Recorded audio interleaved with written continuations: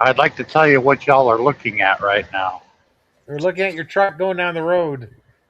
Well, where my location is very famous. Hi, Well, Miss Ruth. it was very popular in the late '70s when the movie came out. Ah, The, this is Texarkana, Texas. This is where Snowman and Bandit came to pick up the load of cores to take to Atlanta, where they bumped right. into Sheriff Buford T. Justice. Ah, watching True Rule Pot. Hey, GSM. Thank you. This is Smoking the Bandit, Sean. Is that what you're saying?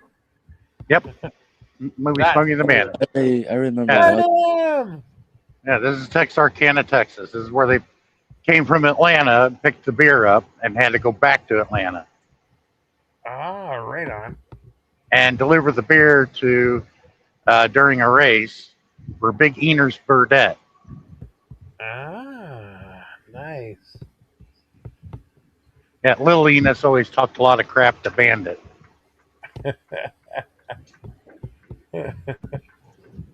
He goes, "Oh, I'd like to kick your ass," and he goes, "You couldn't kick that high, crooked crotch."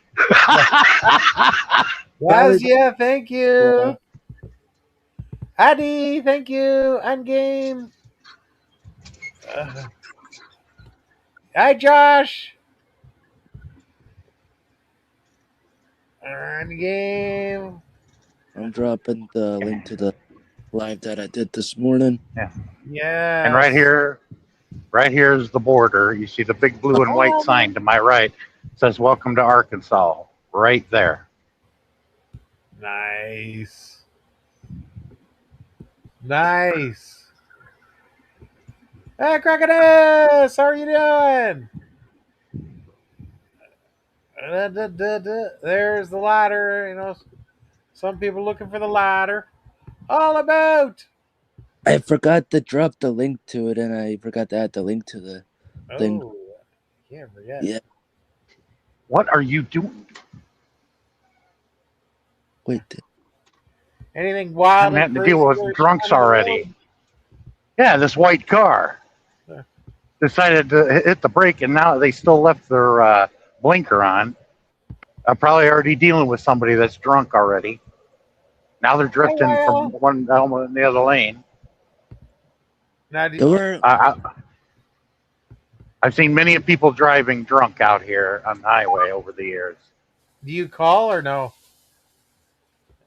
Do It you depends call? unless I get yeah. If they start weaving and bobbing in and out of lanes and slowing traffic down, yes, I will call it in. I've done it before. This Hi, person Bo. in the white van or whatever is going to get somebody killed, and I give Mm, them my location, and the state police are right there within a matter of a minute. Boom. Oh, good. wow. There we go. Happy Sunday, Philippines. I've seen a couple of people use that don't use their turn signal at all. Like That's scary. that's No, ridiculous. scares me is vehicles like that getting in front of me and deciding to hit the brake in front of an 80,000 pound vehicle Right. and think that and think Are they doing it on purpose? they're doing it because of ignorance. Ah, so they're not doing it on purpose. I tell everybody, these cars aren't built like they were back in the 70s and early 80s. These cars are made of Rubbermaid. When they are hit by a vehicle like mine, they break apart into chunks. I've literally seen somebody survive an accident, still sitting in the seat, nothing else around them, but with the steering wheel and the rod that goes into the engine and Ooh, sitting in the seat. That's ooh, They were in shock. ooh. Yes. let me finish. Like I said, these vehicles do not. They come apart in pieces. Ooh. Alvin, I see you, brother.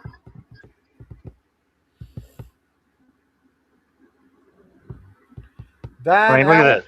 Alvin. Your average car weighs about 2,000 pounds. 2,000 pounds versus 80. Build Now do digger. the now do the arithmetic.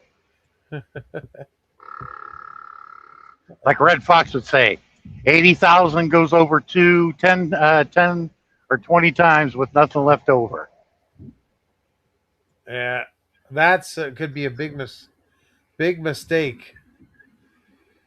Hey, sis.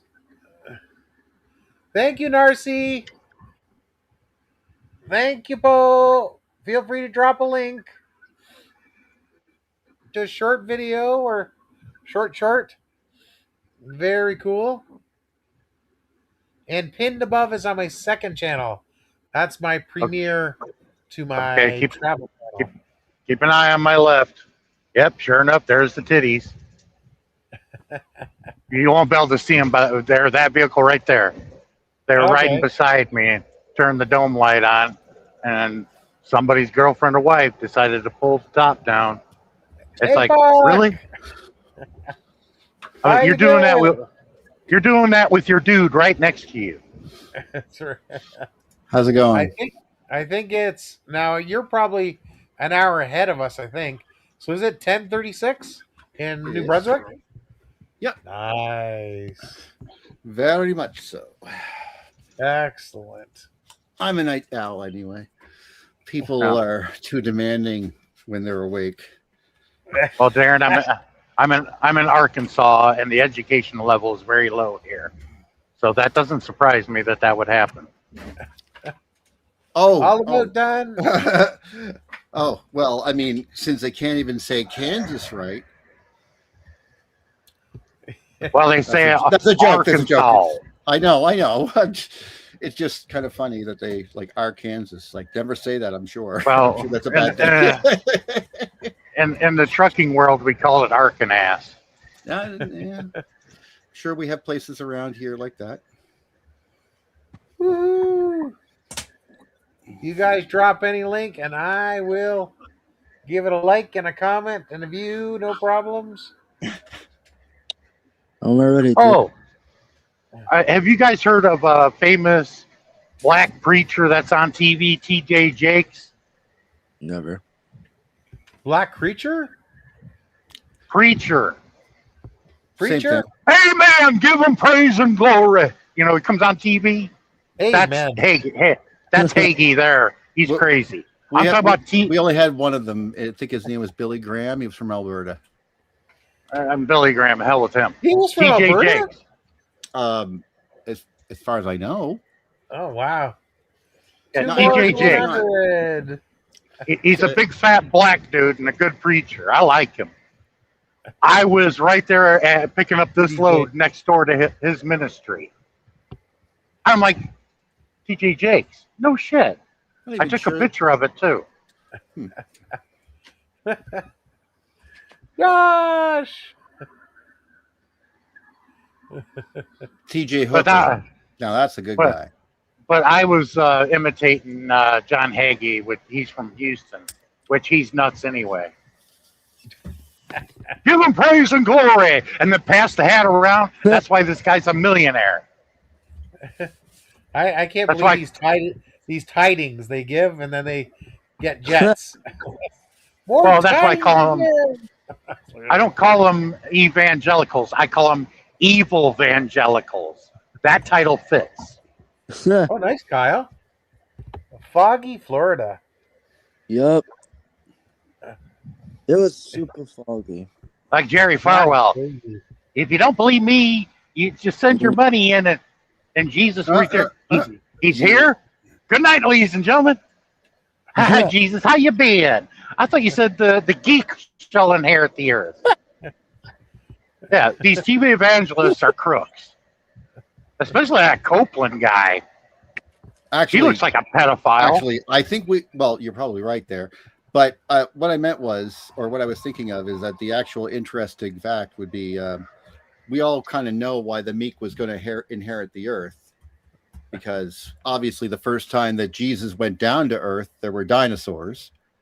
you know. So he was like going into the bar with the dinosaurs, and they were like playing the piano, ding ding ding ding ding ding ding ding, and they look over, and of course Jesus comes in, and the doors open and close, you know, and then he's like, "Hey, I would like to talk to you about our Lord Jesus. I have a Bibli. In the future, I think that there will be a Bibli in every hotel in the world." Hey, Darren, and Apex, in Canada, do you have to deal with what's that one? Pentecostals knocking at your door?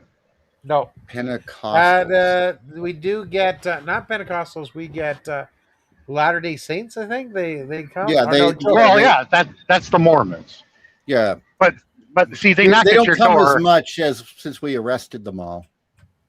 Yeah, they come. They still come to the door, and they knock on your door and said, "Have you found Jesus?" You want to show up at the door nude, going, "No, help me! Come on in, help me find him." No, Yeah, that's the way to do this. No. It's you show up at their house and saying, "Have you heard of our Lord Vlad the Impaler? May we come in?" Well, that's my photo No, because right then here. we'd be vampires, Look right? So they have to look at invite my us in. look at my avatar. Your avatar. Look at my avatar. Yeah. Are they blue? I just see a cow, or what is that going by? Like truck. Sean's right beside you.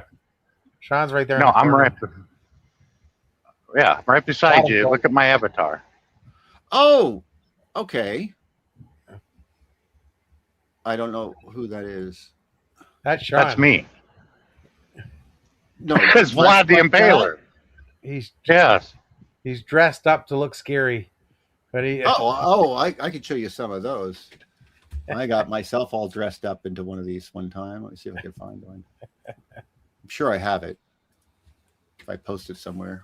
How do I See? That's how I handled people that call you on the phone, telemarketer. My mom had dementia in her last 3 years of life. Whenever I had to deal with them, I just handed my mom the phone. They'll never call back. She thought she was talking to her long lost cousin from years back, and they'll never call back again. Even dementia has a use. Mm-hmm. Where is my? Oh, there it is. Okay, that's so funny. Let's see how my. I agree. How's the snow out there in New Brunswick? We had a snowstorm on Friday. It's melting. With 3 inches. Couldn't believe it. And then we have another one supposedly tomorrow morning, 2 or 3 centimeters. Then we're going to get freezing rain, and then it's going to temperature going up, and then it goes straight drop down. This is crazy. Yeah, starting tomorrow, I got a whole huge system going to hit me right where I'm going to be, and it's going to hit Tennessee. Emotion's going to be in the middle of this, and a bunch of people that live in Nashville, Kentucky, all the way up into Ohio where I live, and as far south as northern Alabama and Mississippi and Georgia and all. A tornado outbreak is going to happen tomorrow. I just got to make sure I'm not in the, because I'm going to drive my time out. I'm going to make it to Memphis, but sometime tomorrow. Get my picture over there, so oh well. Sometime tomorrow it's going to start, and it's going to be bad. And it's getting closer and closer to Yeah, but see, tornado season typically didn't happen until early April. And even then, it was usually mid to late April. Now it's happening in late February, early March. I think global warming global climate change has something to do with that. Oh, yeah, for sure. It's called a feedback loop. Why do you think you were getting 70-mile-an-hour winds throughout the Midwest of the United States? Daniel, hello. Man. Well, that's assuming, of course, that wind is created by heat. Hi, Daniel. Not that I'm arguing with you, but it's just an example of things we take for granted. That's all I meant. Which is true. They do. That does happen. Convection. Just to let everybody know, the planet Venus It's 900 degrees typically on average there. Okay, Fahrenheit, yes. they've studied 550 in freedom units, by the way. they have studied Venus over the years. Okay, since the 50s, and they've studied the feedback loops there that are happening here. No, but That's again, where there's a drawing. but yeah, I know the greenhouse effect gas, but the issue is, of course, is that in the 50s we were wrong, in the 60s we were wrong, and in the 70s when we actually got there, that's when we knew we were wrong. The I was talking probes. about. I was talking about the feedback loops. No, but again, that was That's what they invented were by studying. Carl Sagan off the top of his head for no friggin' reason, just assuming that the planet was old as Earth. If the planet's not as old as Earth, then it just has an atmosphere of a gas giant, but it's small. Speaking of Venus, I gotta tell you this. By the way, I could be wrong. I'm not trying to just. I'm just giving you an example of what I mean by an assumption that ends up like we just made that up. Like we never actually went there and found greenhouse gases at all. There's no life that ever existed there. So what is all that? Well, I mean, it was only based on the fact that there was supposed to be vegetation under the clouds, but we found out that's not true. So where's all that from? Like it's just. I'm talking about the feedback loops of the weather. No, I know. But that's what they just made up. I mean, on Earth, this might be true. I'm not arguing with that. I think you're right that there is a feedback loop on Earth, but there's no evidence that that's actually true on Venus, given how much very minor data that we have about it. That's all I mean. We only have like 5 probes. It goes from every action. There is an equal reaction. Ooh, again, I totally agree with that. Well, anyway, I'm just that kind of guy. That's all I am. I'm like, I always like going, is that true? But that's what I mean. I could be wrong, of course. Duh. Speaking of Venus, this came to mind. There's a place in Indianapolis for women who wish to become a man. It's called Dan's Discount Dicktown, and their slogan is "Men are from Mars, women are from Venus. So come on down and get your new penis." I think that in Toronto, didn't we have wasn't like one of I can't remember his name. There was a trans person from the 1960s that was one of the again the name escapes me, but they were like literally one of the most popular like a famous person in Toronto's culture. A very good activist, and the name escapes me at the moment. But we always found that kind of weird that people were worried about what's other people's pants. I mean, if they want to wear a dress, I guess that's up to them. I know, but in reality, women can never be men. Okay, that has already been proven. My ex is a doctor. I know all this shit. I don't know a man can easily become a woman, but once it's done, it's permanent. Oh, okay. You're very confused there. You're talking genders. Yes. Okay. Women. That's not what you're talking about. They have done the surgeries. Right, they have done the surgeries with the men, with women wanting to become men, it looks like Frankenstein, and it's not operable. Okay, it's a very bad idea. No, you're just not. Okay, listen. Let me help. You are talking actually about sex, not genders. Well, gender realignment surgery. No, that's sex realignment surgery. No, it's gender. They can You're going from sex a woman to men. No, that's gender. Sex is male to female. Sex you cannot change. Gender's just a dress and makeup. That's what I'm saying. You're switching your gender from male to female or female to male. I can do that right now without losing a penis. Is what I'm saying. Love Joe. If I want to become a woman, I have to get to get a woman is one thing. To become an actual female, I have to get things chopped off. Is what I'm saying. Like there's differences there. Like many cultures have multiple genders. Is what I'm saying. Like there's 3 genders in Thailand, for example, as a natural culture. Well, they can think that there is, but a morphodite doesn't will not live beyond puberty. Hermaphrodite. It's usually decided. Well, I usually get the name mixed up. It's usually decided, like Jamie Lee Curtis, the famous actress. She was born one. No, she wasn't. She was born. No, Look she it up. wasn't. She was born one because it was decided by her parents shortly after she was born that it'd be female. She talks about this all the time. No, again, you're not female. Yes, but that's not gender. That's sex. And if you're referring to hermaphrodites, for example, the gentleman that we were talking to earlier is a hermaphrodite. The gentleman we were talking to earlier. Who? Azoka and the other channel. He has male and female parts. He only found out when, because he's inside his body, he had an infection because he started bleeding and he didn't have anywhere for it to go.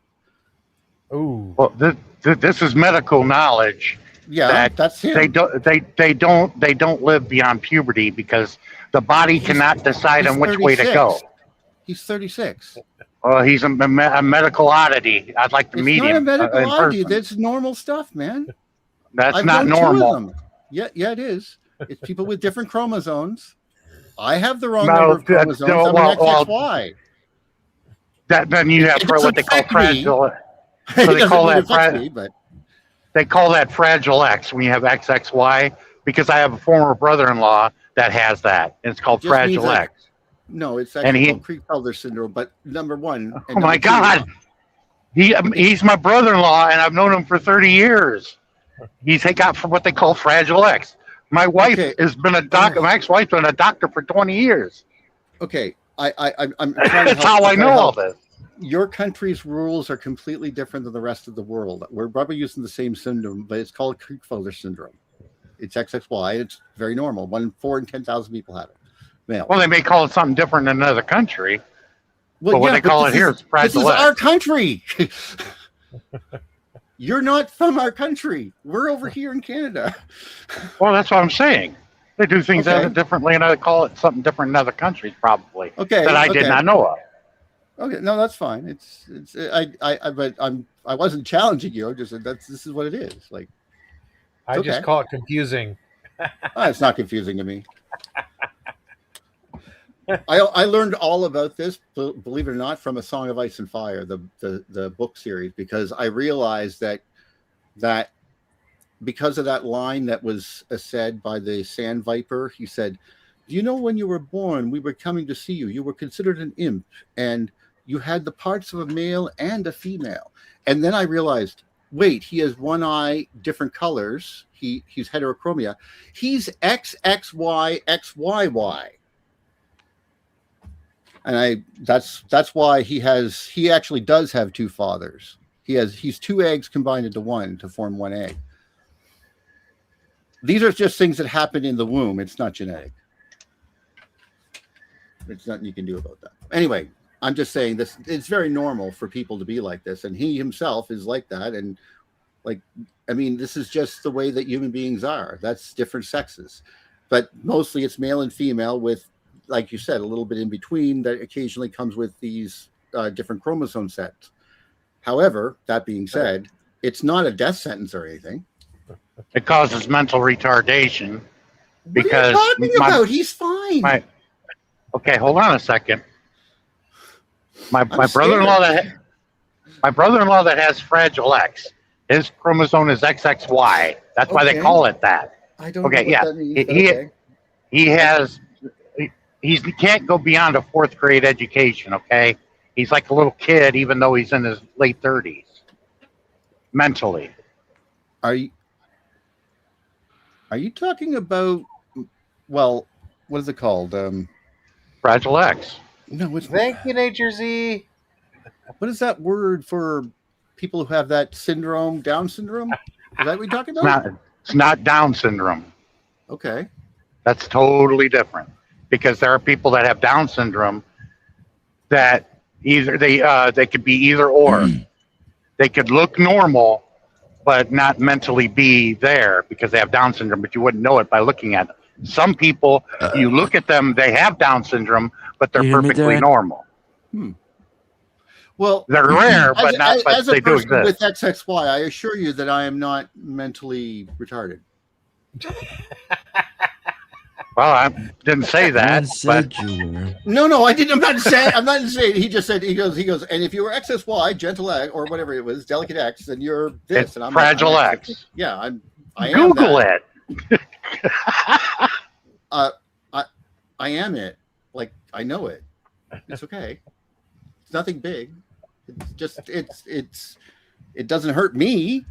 It makes me prone to. I'm going to live 2 years less in Canada than the normal person, and I will have a younger looking face, and my arms are longer, and I'm lanky. That's about it. And I can't have like kids. Gorilla. I look more like a giant from Skyrim, like raw, especially if my beard goes. Chewbacca. There you go.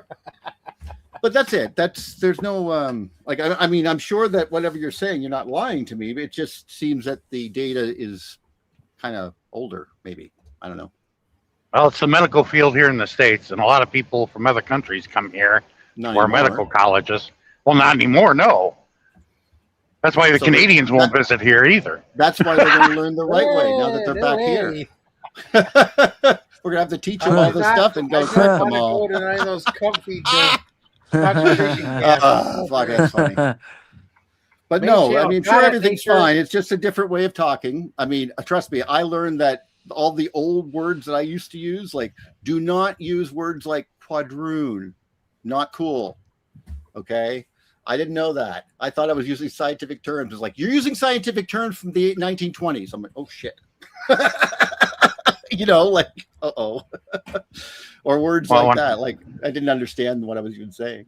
Well, when I went to Japan, I was doing things that they hadn't done since the 16th century.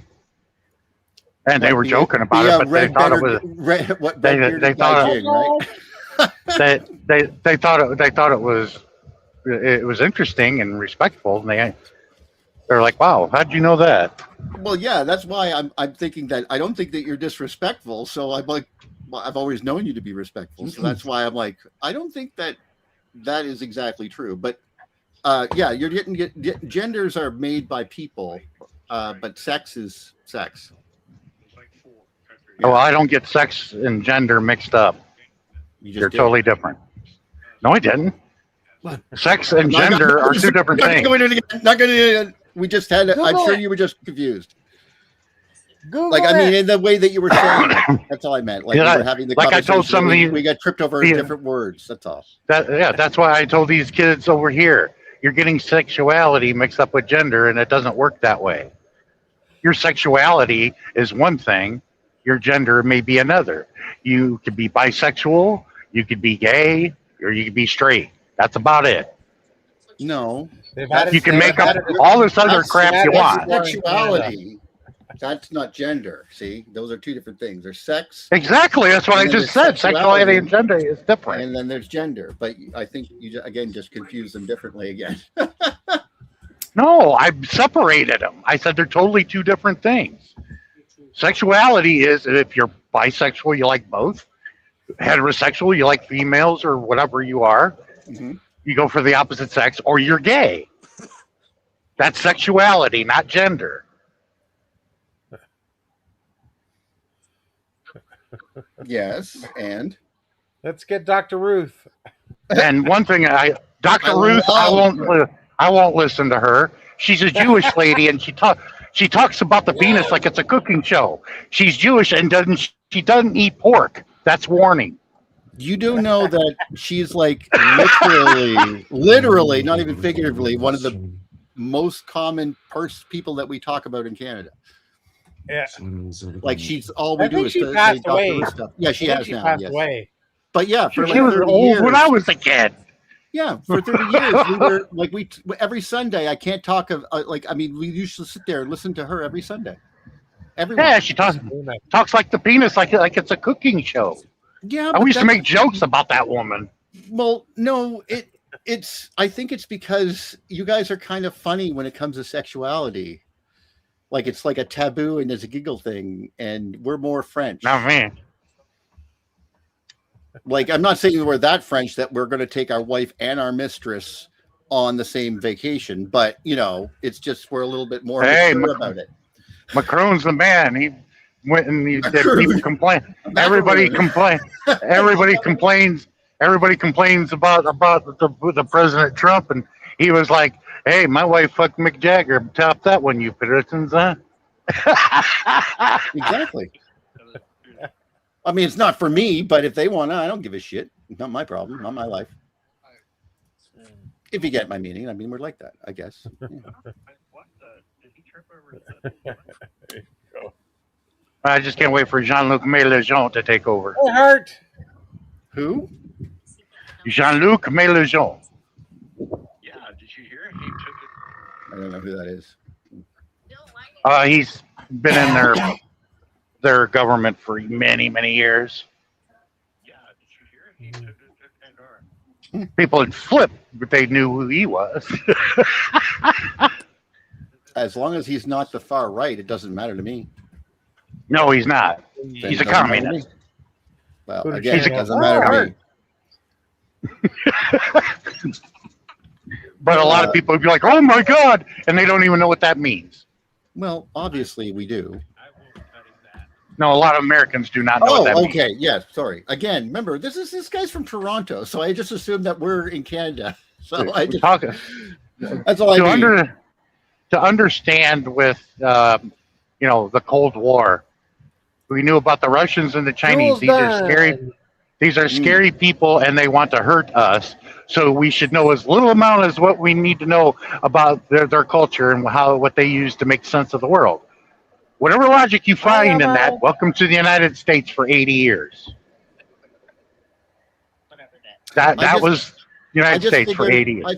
I figured the easiest thing to do was just study Marx and then Lenin and then Stalin and then all the history in between, and then make sure that you know exactly what you're talking about. Yeah, but all them your opinions. Yeah, but all those people demonize those people, and they don't even know who they are. Well, they only regurgitate what they've been told. Worth being demonized, to be perfectly fair. They only regurgitate what they heard over the years. Well, it's totally inaccurate what they say. Well, yeah, but those are what you're describing is something that's foreign. That's not something that people do. People tend to conventionally bring things into their own languages and then repeat it, not just repeat what they heard, unless of course it's like the fun stereotypes that we all have about each other, or the way that we say language, like they can be very common, fun puns and stuff like that, but it's like I said, like we don't have since there's no two sides and there's like 7 parties, we sort of have like this, we talk about issues. And so when issues come up, we're like, what do you think about this bill regarding this road? Well, I'm not sure about this. The conservatives say this, and we can sit there and argue for 2 hours about the minutiae of $100,000. But now we can't think like that. Our entire occupation is this entire World War III thing, crazy. It's just all in our brain all the time. Well, in America, you always heard about the freedom of choice, right? We want 28 delicious flavors of classic rice-a-roni, or 48 flavors of Campbell's soup. But when it comes to something as important as politics, 2's enough. We know better. 2's enough. George Carlin, 1992, I think. No, it's close, but the illusion of 23. You have the illusion of choice. You don't. Well, Carlin, pointed I don't know if I'm right. I'm thing just out. The day it was Madison Square Gardens because he was. I have all his shows since '78, I think. Trying to figure it out, Hart. Because other countries have multiple different political. A lot of people in America don't know that the Portuguese government is communist. You won't hear about that because the media won't say anything about that. Portuguese, and the media won't repeat how Greece got out of its debt, but you won't hear about how they did it over here because they don't want everybody in America to know that that's the facts. I think you mean Portugal, do you? Because Portuguese is a language. Well, Portugal. Okay, you got me on that one. No. I just Sorry wanted to about that. clarify. I didn't But- think but- that we but- have to drop by Lisbon on that one, but I just was like, okay, that makes sense. Like, because But I heard him talk a couple days ago, but I didn't know anything about their actual. I knew Yeah, they were social democratic, but that's about when it. I've been, I have not met him in person. I want to. I met him online, Oh, really? and something like this. A man named Yanis Varoufakis. He was the finance minister of Greece for Syriza, and what he did was extraordinary. But you ain't gonna know about that here in America. Yeah, I always find that weird. It's just open the book and you'll know. Now you have AI, you can just ask it. That they were extremely in debt, and their GDP was being shrinked. I mean, they were having serious issues in the economy in Greece. They were been in a depression for a while, and the people voted Syriza in to end this crap.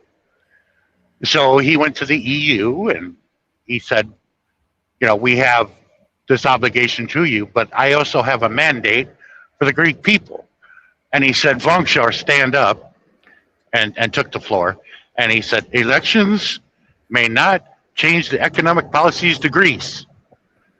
And Fakis said, well, then let's just end democracy. I'll leave it up to the Greek people. Because, I mean, that's exactly what some people, countries in the world would want. But, we're supposed to be a free and fair society, democratic. It was pretty interesting. But he said how we can pay this back is see, the Germans were in charge of the EU at this time. I don't know who is now, but at that time, the Germans were in charge of the EU government body. And I assume the you're Germans, talking about the Greek financial crisis of like 20 or 15 years ago, right? yeah. Okay. But anyway, the Germans in 1956 had half their debt wiped out because of the war. And then what was left was stretched over to a 30-year loan. Okay. Which was made almost next to nothing, okay? What they were doing to the Greeks, they must pay. What they got in 1956, they were wanting to deny the Greeks. And he said, well, the Greeks can owe us for the Second World War, because it's easy to beat up on the Germans about that. But no, that's what he hammered on. You're going to deny us the same thing you got in 1956? So it would lift our country out of this mess that wasn't created by the people. And that's one thing I liked about what he said, that this debt, like here in America, I want to say the same thing. We're 37 trillion in debt. This debt will not be paid. This debt will not be paid for by the American people, who are not responsible for its debts, but are already suffering its consequences. I don't know what you mean. You're not going to pay us our money? Well, in a lot of countries, when they deal with this sort of thing, they always work something out. All right. Well, I can understand that. We'll take ours in thermonuclear weapons, please. And here in America, they won't let you know that because the courts are full of this shit. Years ago, they used to arrest these people, but they figured out it doesn't make sense to arrest somebody and get nothing out of them. You want to get something back from them. Correct. So let's stop arresting these people and let them continue their work and their life or whatever to make money. But you gotta. It comes to an understanding in economics and basic economics. When it comes, don't you remember Canadian bacon? The person that the Canadian Mountie hated the most was the guy he walked over in the suit and said, this guy was charged with buying a corporation, selling off all its assets, and exploiting all the workers. Get away from the bars, you animal. That's exactly how you should treat those people. And the fact that you don't absolutely drives me nuts. Oh, okay. Well, anyway, the thing about the loans, okay? This is how the courts handle it, okay? That, it's the person who took out the debt. It's not entirely their fault. but it also is the creditor, because the creditor didn't do its due diligence to find out the risk of the debt and the ability of the debtors able to pay it back. So the creditor's work was faulty. So the judges, they they they also put the fault on the person who gave the loan out. No, that makes Our sense. our courts are full of this crap, and they deal with it every day. Conveniently, however, this will not be in your courts. It has been in our courts every day. No, They argue this all the time. I just mean that America is no longer in charge of when this ends or how this ends, and whether or not you're not going to be choosing the judges to how your debt is repaid to us. It'll be up to us to determine that. Well, that's on a different level. I'm talking about on a normal citizen level. Oh yeah, of course, I believe you 100%. I can't even argue with that. You're absolutely right. Then I have no argument there. I agree on an individual level, of course, 100%. Yeah, problem. But our media and our government here, for the Americans, was hoping that what I just told you, you didn't know about. Because the media won't talk about that. Yeah, I mean, you could just go to the House of L and hear that. She's pretty good at that. I like listening to it. I like her. She's a doctor of, she spots, she does like, what is it? Statistical analysis of economic data and critical thinking or something. Yes. I've never heard of her, but I'd like to. Well, you could just type it in, House of L. That's because my economics professor is one of the most premier economic. Well, he's retired economists in the world. For you. No reason to worry about it. But please, maybe we should talk about something else, because I don't want to talk about politics as much as I am fearing it. I was just mentioning at the time. I'm talking about money and economics. This has nothing to do with politics. Well, yeah, it does. Very little. I'm talking about money and economics. Well, yeah, but we're in the middle of an economic war. But talking about politics, when a lot of when they mention a lot of people twist that. The people that don't want to hear politics is like, well, my presidential candidate's got a bigger dick than yours, and stupid shit like that. That's the political shit everybody tries to avoid. Yeah, of course. No, I understand that you're being educated. Yeah, I'm not. No. I just thought it would be better to lighten the mood, is all I meant. Yeah, I mean, because everything can be made political, and nobody will be able to talk about anything, and then that's what is that? What YouTube wants to control the language? No, I just thought that we were hogging the air. I'm just being you. No, I want these people to talk, and I see that smile from Kyle, and I see Sean driving. I'm like, okay. I'm still here. I'm just working on editing. I'm just letting you guys speak. What are you editing? Out of curiosity. No, this is for entertainment purposes. You want to make a movie? Because I have like lots of ideas. I have 3 off the top of my head. I have 5 seasons of one ready. So that's awesome. I thought about having. I know a director named Tremaine. He is currently doing a movie called Simp, and he already released one called Rideshare. Oh, cool! And I'm giving him the rights to my story, and it's going to be a comedy. I haven't put a title to it yet, about my trip to Japan and the Philippines back in 2015. Well, I was actually I was trying to make a. I wasn't on YouTube. Sort of a tragedy about, like we were talking about earlier, about something that would happen that would make people see things in the sky and how, but at the same time, my twist will be that over time you realize that everything that you started with, you thought you were here, but you're not there. You thought you were in the future, but you're not. You thought this, you thought that. And by the time 5 seasons goes around, you realize that this is a tragic story involving the end of the world. But that's just my thoughts.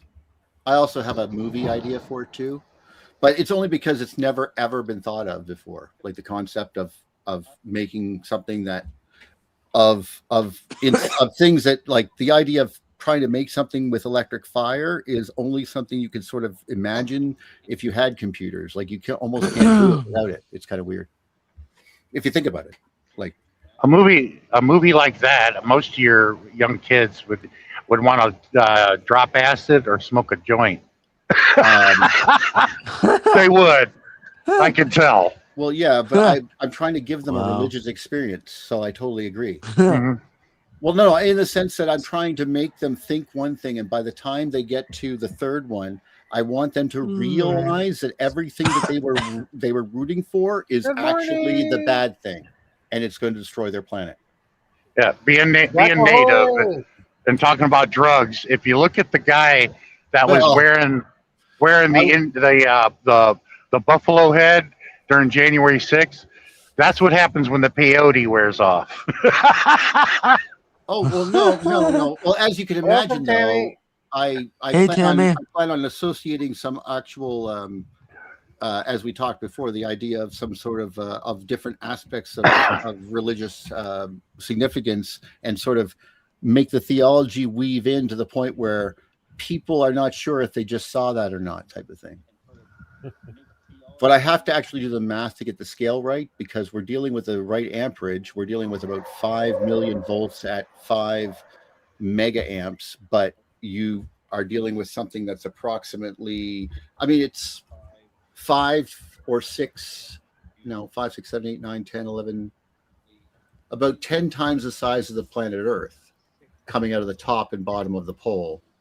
We would all freak out. So that's the whole point, to try to change people's perceptions. But anyway, the point being is that it's just never been done. And in fact, a concept of something like that literally has never even been considered. So I think I have an original idea. So since it's a tragedy, I think it'd be lovely. The only dream that I have right now of the future, if I make it, I'd like to be the first truck driver in space. Oh, that's cool. I'd like to drive with your truck. Yeah, I'd like to drive these chicken tits all the way to the moon and then deadhead back with some rocks. Have you ever wanted to go to the moon? Yeah, that's good to me. I was actually named after the first man on the moon, so yeah. Oh, cool. Oh, that's cool. Ah, crap. Yeah, I know them all, like Neil Armstrong, Buzz Aldrin, Michael Collins. I know the dates, everything, and it was my dad's biggest thing. And if I might be so bold, I think that's why he's dead, because his heart was broke. Like he said, I'm sorry for naming you after an American. I didn't know they were going to become Nazis. He died 2 days later. Was this recent, though? Yeah, in October. Wow, sorry to hear about that. My condolences. That's crazy. So if I seem to be really bitter, I am. Yeah, crazy. Like, I mean, if you think about it, in the future, like, I'm going to be named like Adolf. Like, because Neil, it's like you're Neil Armstrong. You're named after Neil Armstrong. I'll drop my link again. That guy, one of them. See, that's what people will be like, because that's what they were with the Germans. So, sorry about the signal here in Arkansas. They haven't made it to the 21st century yet. Thank you for the damn Zacks. Anyway, it's not your problem. You guys? Are you guys still here? Yeah. Yep. Yeah, I'm about ready to. I'm like an hour and a half west of Little Crack Rock, Arkansas. Once I get closer to there, I'll maintain signal. Yeah, I hear you. Do you hear us? Yep. I hear everybody. No, I'm talking about Kyle. I don't think Kyle hears us. Some odd reason I can't hear any of you guys, but I can hear you on the YouTube. Ah, okay. That's interesting. That's weird. That is weird. I'm gonna go out and come back in. I think because Good idea, Donald. something's Good definitely idea. wrong. Yes. Definitely something's wrong. There you See, go. down here they talk like Bill Clinton, like they just got their ass whipped. That's Well, right. and they also have Johnny Christopher. Cash had that too. Thank you, Susie. I know every Johnny Cash song there is. Oh yeah, he's your favorite. One of your favorites. No, I was talking about the accent here in Arkansas. He's the original goth. Before goth was goth, he was the Visigoth. He's a man in black. Ooh, cool. No, a good hero. The whole. I mean, I can't even deal with hurt. I mean, in 2004, that broke me. But before that, the General Lee. That was a good Okay. Can you guys hear me this time? I can hear. Yes. We can hear you. I can hear you guys too. That was so weird. I couldn't hear you guys at all. Maybe it That broke. is weird. I didn't have the YouTube open at all, so that was so weird. I closed out all my tabs and everything. It was so weird. That is weird. I pulled the. I'm on the my channel. tablet, so I pulled the channel, the window for the actual conversation that we're in, the tab. I pulled it off of my other tabs so that it would always be running. Because I've noticed that if the camera will suddenly stop if it's in the background for some reason. Good point. Good point. Tammy says hi to you. Tammy says hi to you, Sean. Yeah, I know. I didn't get to load the Laredo like I wanted, so I could have ended up in San Antonio, Texas for Monday night Raw. Oh yeah. Nice. I wanted to go to Laredo. Laredo, that was the pilot also for what was it? Galaxy Quest 1999. Never saw that. Oh, it's great. But see, I would have made it down there this evening, dropped a load. I've got another one. Hey, and then would have made it up. One of those lovely ladies I found or something. I'm like, who are these people? Why is there a group of people? Now they're all over here. How did I find these people? Then I realized it came from here. And I wanted to make it through San Antonio again to come north. San Antonio for Monday Night Raw. And I would have went to one of the two major hotels that I know she would be staying at, find out which one's got a club with karaoke in it. I would have went there. I know one of them's got it, and I know she's been there before because she did a video of it. Wow. There she is. And she'll show up Monday. She'll show up tomorrow afternoon there in San Antonio. How are you and your mom, Tammy? We're good. I'm much better now. Wow, that's Tammy, Tammy, she is wrestling this Monday Night Raw, right? I don't know. Shit. But there's rumors that signal. she's going to be at WrestleMania 42 in a triple threat match. My God, I just realized how old I was. The last WrestleMania I watched was 4. Wow. I was like, that was when Andre the Giant was flipped by Hulk Hogan. And then later, Big John Studd came in and threatened them. And it was the two giants doing the face-off. That was the last time I watched wrestling. Wow. Yeah. Wow. I mean, until there was a few, I didn't stop watching it. I mean, in the sense that I cared enough. If someone was watching boxing or wrestling and they sit down, I'm like, yeah, okay. I didn't hate it or anything, but I didn't care anymore. It's like sports teams. You just stop caring, you're into something else. That's good. Me and my family knew Andre the Giant. Oh, I heard he was the best. That's cool. He was a big teddy bear. I hear that. I hear that especially the only time in his entire life he said that he felt like an actual normal person when he was filming The Princess Bride, because he was just a regular actor and everyone around him was normal. So they treated him like normal, as opposed to all the people running up and, and not that he didn't like that. He was very kind, but, We he treat just him. got to be himself, I guess. And that must be a treat for a giant. Yeah. Honestly, he was such a lovely guy. I've only heard good stories, even when he could probably just pop your head like a zit. He's like, didn't do it. He shoved a few people around that kind of need shoved around, but I don't think he really hurt them. Yeah, my dad treated him like he was just an average sized person. Nothing different. Yeah, sorry about that, Tammy. As soon as I asked my question, I lost signal here in Arkansas. That's all right. She is wrestling this Monday night, right? I don't know, because they don't tell you who's wrestling anymore on Raw or SmackDown. Because she was on the poster. Well, the link, but doesn't mean she'd be wrestling. I figured she would be. But she might be at WrestleMania 42 in a triple threat match. Well, she better be. She lives there, and everybody is supposed to be in WrestleMania. They're putting her against Kairi Sane and Io Sky.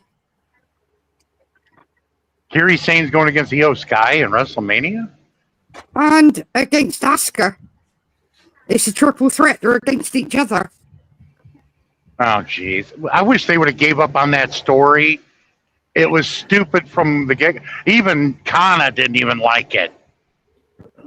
And she did a personal video about it. She didn't directly say it, but you can tell by her body language and the way.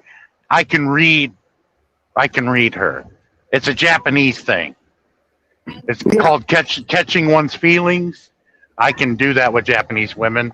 I'm glad I got that gift. But yeah, there's rumors that match might happen at WrestleMania 42. Good. I hope they drop that damn storyline. It was stupid. Yes, it is. They got Rhea Ripley out of it.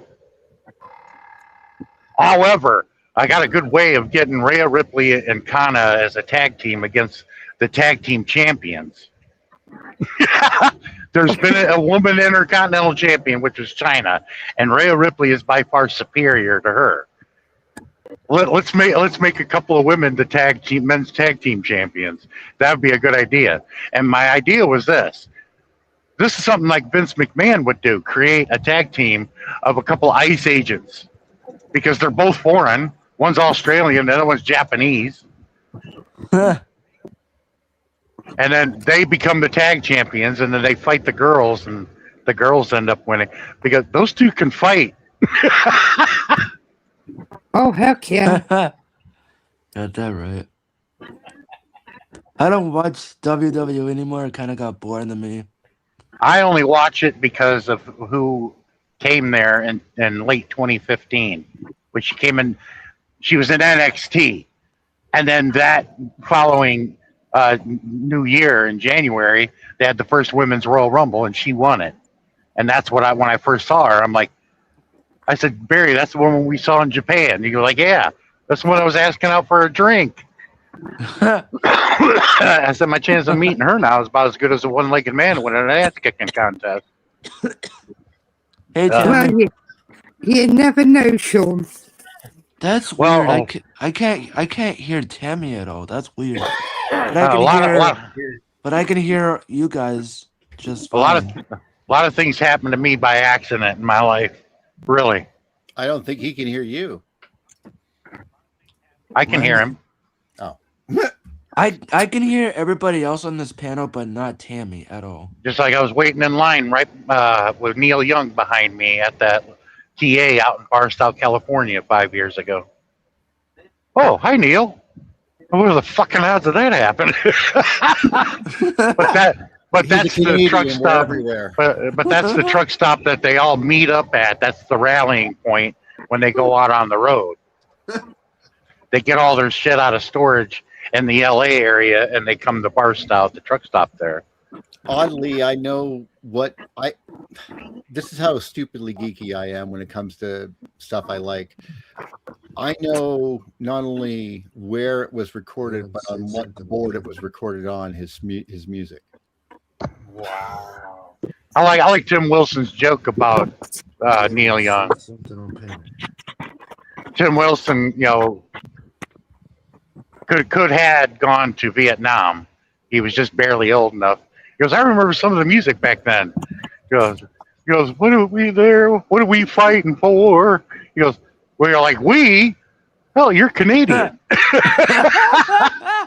During the Vietnam War, that was hilarious.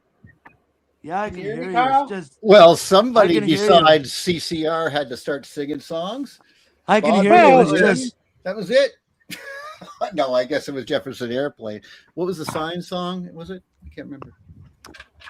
Well, that band changed their name many a time. Starship, Jefferson Airplane, Jefferson Starship. I mean, how many names do they need? No, they don't need any names. What they need is Grace Slick. I can hear you. Just Tammy, I can't. I don't know how old she is right now, but if she's still alive, I will go on a date with her. Them butter bags are probably. Those butter bags are probably way beyond their expiration date. Let's put it that way. That is not how you talk to a woman. You gotta be kidding me. Dame Helen Mirren. I would still date her, okay? Well, there are some that are old, but they still got it going on. Like Joan. Joan Jett got it still got on. To jump their bones. I would love to have a lovely date with them. That's all I meant. Oh. They seem like someone that you want to talk to. That's all. No, well, all I was saying was that Joan Jett's got it all going on. Come back up for something. I can't hear you. And she's in her early 70s. Oh, cow. I never really judged. I know Joan Jett and the Blackhearts are awesome. So.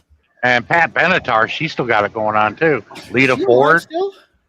I remember I touched Lita Ford's guitar. I was trying to get a guitar pick off of it, and she was picking on me. I had front row right there, right in front of her. I don't understand that. I would never ever touch someone else's guitar. Well, she kept throwing guitar picks at me because she knew I wanted one. And these people are very deadly when it comes to guitar picks. And she kept hitting me in the forehead. I couldn't catch worth a damn because the thing would spin, go another direction. And she was laughing at me. And she goes, "You'll get there someday, darling." I was like, "Hey, I'm right here, closer." So just because you said that it's classic Tom Connors, here's a classic for you there, Darren. And if no one knows, this is actually a song. It's live, but it's a song about an American president. But also because, well, my father lived on that thing, so lived on that road. Anyway, never mind. Still, it's wonderful. It's only a cappella, by the way. Oh yeah. Tammy, try saying something. Can you hear me now, Kyle? I can hear you crystal clear now. That's weird. I couldn't hear you the first time, but the rest of you are fine. Awesome. There you go. That's more quiet. Also, how can you guys hear her, but I couldn't hear her? StreamYard's messed up. It might be your internet signal, or you're getting sunspots, some stupid shit like that. Something. Yeah. It's probably a dead spot or something. Darren put you in the naughty corner. That's what it is. No, I don't think it was that. By the way, that's East Coast Music Canada there for anyone who's wondering. Oh, okay. Like both the songs I linked there, Krakonis. That's all. But I may. Oh my goodness. I may or may not get there, Tammy, but I'm hoping to be there that weekend and do a 34-hour reset in Henderson. Because I want to go to the cat. I want to go to the Cat's Meow 2 nights in a row. Because I know that's the place that everybody goes to. Cuba Gooding Jr. goes there frequently, and he karaoke's also. Oh wow! Oh wow! I was told he sings really good. I saw pictures on the wall of him karaokeing. I've been to a couple karaoke bars. There's a lot of celebrities that go into Cat's Meow, and I'm like, that's where we need to go. I've been there once because when I talked to the Uber guy, he said, with what you gave me, it's definitely got to be the Cat's Meow is where they would go. And I'm like, cool. The last time I was out in Vegas and stayed the night, I went there, and that's when I got the Lamborghini. I had no choice in that manner. I rented it. I'll never rent that car again. That was awful. I bet it was a pain to get out of. Well, I hit my head on the freaking door. My knees were all in the dash. But man, that car could move though. I can just picture Sean. But it's not built. It's not built. If you're 6 foot or over, it's not built for us. It's built for hobbits like me. Guys that are 5'11" and below. Perfect. I can imagine. I can imagine, Sean. And it's almost like you're laying down on the pavement too.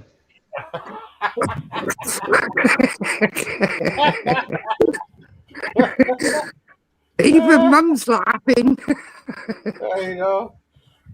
I can Can see you just Sean picture getting it, on Mum? the Lamb shitty car. Everybody's going, I like your car, sir. Shitty car.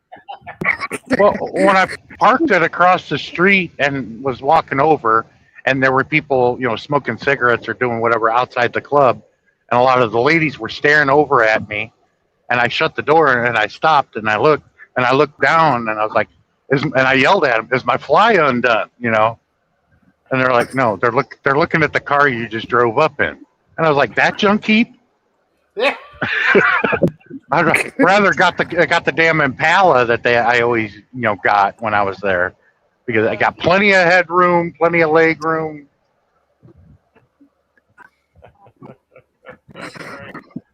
Oh God.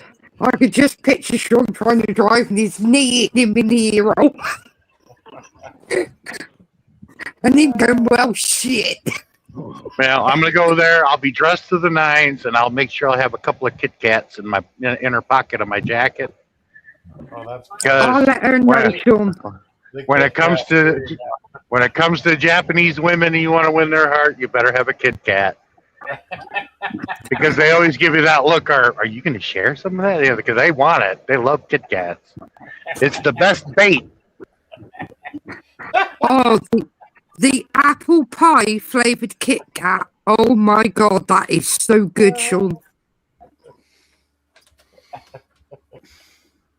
Actually tastes like you're eating a freshly made apple pie. Well, in Japan, they got all these flavors. I like this one that they made in grape. That was really good. It was purple. Yeah. The chocolate was purple. They got grape. They got grape. They got banana. They got all kinds of different flavors in Japan of Kit Kats, but they don't have them here. Grape. Oh my God. Wow. I can get them here though, Sean. They got another dark purple one, raspberry. They got a bunch of different ones. I didn't get to try them all. They got matcha, apple pie, cherry blossom. Did you say Harry Blossom? Apple pie, cherry blossom. Oh, gotcha. I'm assuming they probably had it in Japan. I just didn't see cherry blossom, or I would have tried that one. If I'd known, Sean, I would have sent you one, because I had some of it. I had a whole bag of them. Wow. See, we can't get the flavored ones here. Maybe you can order them from Japan. You get I you done just for a got me going, subscription. Darren, so I'm just thinking of songs from the East Coast now. Nice. They do Shed no tears. They do a monthly subscription, Sean, and you can order and they send it to you once a month, and you get a whole bag of different flavoured Kit Kats in it as well. Send me the link to that website. See if I can't order it. I'll see if I can order my own. I'll do that. Send me the You link get, to the website. You can order different sizes of the snack crates, all different Japanese snacks. And I've had apple pie, haven't I? I've had matcha, which was green, and I've had the cherry blossom flavoured Kit Kats. They send you a full bag of Kit Kats. Yeah, I ordered my frock coat that I want to wear when I go out there. It's a little similar to what Meatloaf was wearing, but mine's a little different. Mine is a little more flashy. Cool. It's gonna have a vest. Go ahead, Tammy. If you can't, or if they won't send it to you, let me know, and I'll have a look, because I'm sure I can buy them from London, the different flavoured Japanese Kit Kats.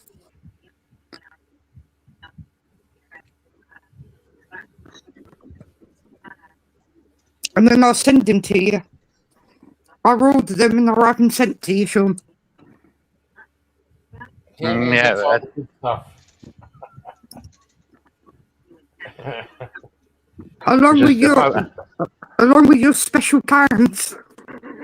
And if she still loves her culture, but I think she likes the American culture also. That's what I'm hoping. But first I'm not gonna ask her if she remembers me. I'm gonna see if she will come to me. I remember you. Well, you should. I mean, a man like me amongst all the Japanese folks there in Japan, I couldn't blend. I could not blend in, no matter how hard I try. You're the I have to hide. Japan. Godzilla visit Japan. Like I'm like, remember Barry saying that blend in? I'm like, how the hell am I going to be able to blend in, Barry? Remind me to send these cans to Sean and Darren. So it was like about 4 months ago, I delivered in North Carolina a load of Red Bull. And I told them about it, and I even showed them the website. They didn't believe me. And they're like, I'll be damned. They were laughing about it. It's called pussy. Oh, there's something there. 1 second.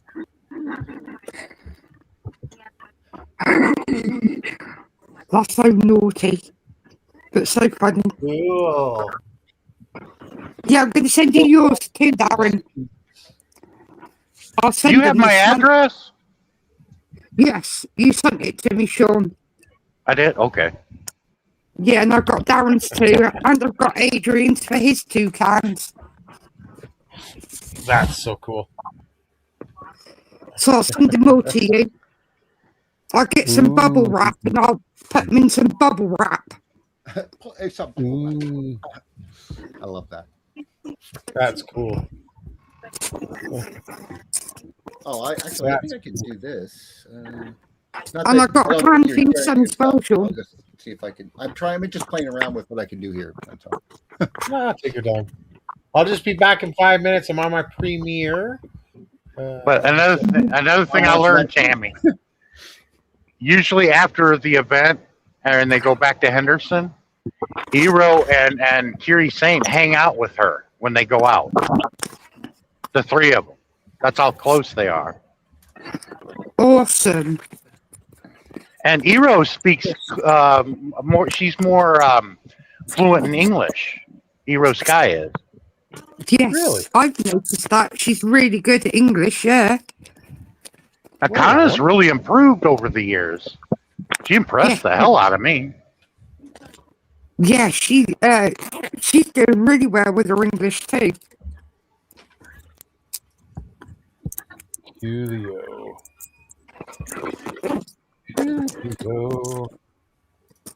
But it's interesting she was named after a Japanese goddess.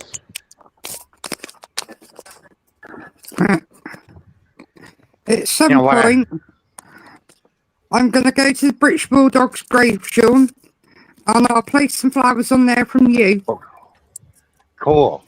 You got to take a photo too, or do a video. I'd do a short video.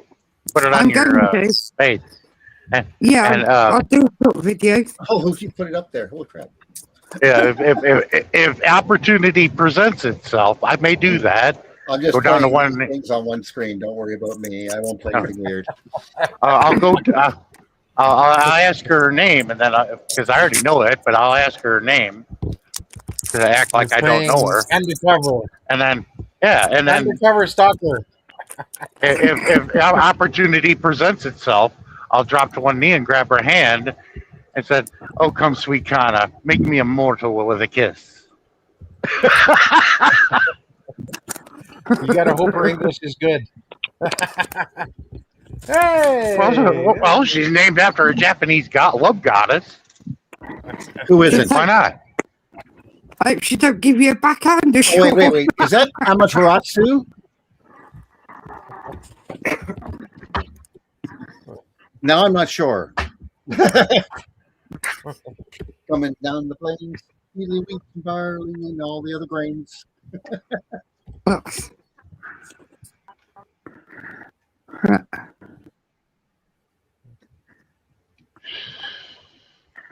Oh, and they have this custom over there, Darren. If you move to Japan, the government prefers that you were to change your name to a Japanese sounding name. I already got mine picked out. Tokugawa Ieyasu. Which means what? That Tokugawa Ieyasu was one of the greatest shoguns that ever lived. He united all the clans in Japan so they'd stop killing each other. That's smart. Well, every time you're in Japan, I just call you Godzilla.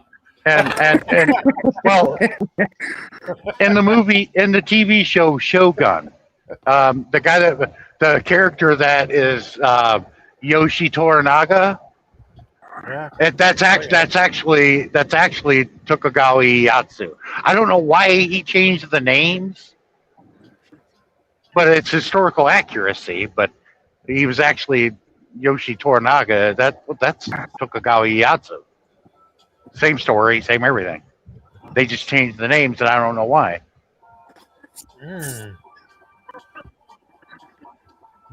And if I could, Tammy, in their tradition, I'd like to take all three of them as my concubines.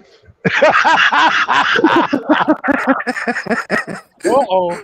I'll get in trouble. Well, I could Eero Sky would be like, "You wish." I'm like, hey, I enjoy the 16th century Japan's history. yeah, but what if you learned it wrong and it was actually a female-dominated society and you were taken to be their harem? I wouldn't fight it. Yeah, but okay. What if it's a gay guy? How much? Oh, he's on his own. Well, it's a samurai. I don't know. Could be fun. Now, some of them did go that way, but No, I'm just being jerks. Don't listen to me. I mean, that sort of thing has been going on even before the Bible. Well, because Herod was gay, he was a tranny. Not to be rude, but that's like all of history besides the last 2,000 years. So yeah. Yeah, but Americans act like this is something new when they start because the media talked about somebody using somebody else's restroom. I'm like, look, I don't care what restroom it is. I go in and take care of business. I'm out of there. I don't go in there for conversation. Look, I'm very simple. I said that you believe in Job and Ezekiel and all this, and I'm like, yeah, okay. Well, then you're allowed to beat up on gay people. Is if you wear polyester and cotton, I get to light you on fire. Yeah, and if I work tomorrow, my neighbor has the right to kill me if he can. Yes, exactly. Do you have to stone him by myself, or do I call the police? Like, come on, guys, it's a bit old. And the only time I'm going to listen to pretty much anybody is if it's the king of the Pope. Otherwise, well, Princess Diana, but she's dead now. No, Captain Kirk maybe. If he said, Oh, you mentioned me, her? I'd be like, oh well, I got to go with this guy. Yeah, I've Even told if he's Tammy. insane, I'd follow him. You know, it's like no. I told Tammy about that. You know, if Diana was still alive, what a queen she would have made. Oh yeah. Yeah, she would have. I've actually. Everybody would ignore Charles. Everybody would ignore Charles because everybody wanted William. Everybody wanted William. She happened to be in. Renforth in New Brunswick just for their trip after they got married. She was wearing a yellow dress, and it was 1984. So you can just find out exactly where that was if you just searched it. Yeah, APOC. Tammy, send that video that I sent you of Princess Diana and the Queen wrestling. Send it to Darren so you can show it to APOC. That was a hell of a video. It's only like, 10 seconds, but it looks so real. I love that when she met Trump, that she was wearing the Heart of Africa, which my mother is sort of like into all this, and she knows all the subtleties, and she's like, oh, she wore the Heart of Africa. And I go, why does that matter? She goes, it's made for, it was blessed with the power to ward off demonic spirits. Huh. But hey, Tammy, I contacted the creator. I told him I would pay for him to do one for me.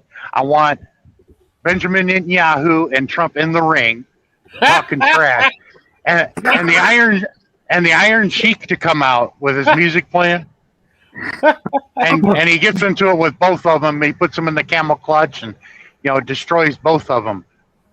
That would be epic. The Iron Sheik. There you go, jabroni. And you look at the Benjamin Netanyahu, you cheap Jew son of a bitch. Have you heard that thing that, like, I've heard on three different places, not in America, of course, that with the advent that the Israelis released an AI video of Netanyahu with several fingers. I looked at that. It's debatable. It's debatable. Well, I'm not the one who judges. I was just saying that it's very interesting because, well, technically, besides that, no one's seen him for like 12 days. I know. Yeah, that's my question also. But that's why I'm saying it's debatable. I'm very critical. Well, yeah, but the thing is that, well, because I know I'm not the only one that's loving watching those. Hold on a second. Hold on. Let me finish. I know I'm not the only one that enjoys sitting watching the footage of Israel getting bombed. No. I'm like at a hockey game. I'm like, hit him again. Yeah, wham, wham. Mr. Bojangles. I mean, if they started it, I kind of don't feel too bad, but still, I always feel bad. They did start it. Well, that's that's why everybody's cheering when they get to see and they get nailed. Here. But, it's hard to feel bad, though. I understand. I know what you mean. I call it karma. And if Mr. Yahoo has already been with God, they're going to have to let us know sometime. Well, I assure you, he's not with God. God would never forgive what he did. Yeah, I call him Mr. Yahoo because I've never liked the guy. For 30 years, even preaching to our government. They're 2 weeks from. That's where he gets the 2 weeks from. They're 2 weeks from a nuclear bomb. You said that 30 years ago, douche. It just loaded in my head. Jesus is Bob Dylan. Even Jesus would never forgive what you do. No, Jesus is Ted Nugent. Shush. That was Masters of War, 1963, 4. Sorry, yeah, back in the I'm just loading. It took me a while to load this. I said the phrase. I was like, where did I hear that before? Yeah, but back in the 70s and early 80s, Ted Nugent looked like Jesus. Oddly, I have met Jesus. Ted Neely. But Tammy, send Darren that video and have him live Darren Jesus play Christ Superstar. I'm hurt. Done. I think it's done. What was that guy's name? Carl. It started with an A. The song "Heaven on My Mind," right? Heaven on my mind. Heaven on their minds. Heaven on their minds. That's what it was. I'm trying to remember. I watched. It was Carl Anderson. Yeah. Okay. Sorry, my brain is like loading all the cool stuff that like this is actually 50 years old, and I got the chance to meet them both. This is before I accidentally almost killed Mike Mandel, Howie Mandel's brother. Yeah. Hey, Darren, I'm going to do that one day. I'll make a video of it. I'll make a video of it. I'll go in the truck stop. Next time I'm near Laredo, Texas, I'll put my cafe on and play the Iron Sheiks music, walk into the place. At last, all too well, God, I love that song. I can see where we all soon will be.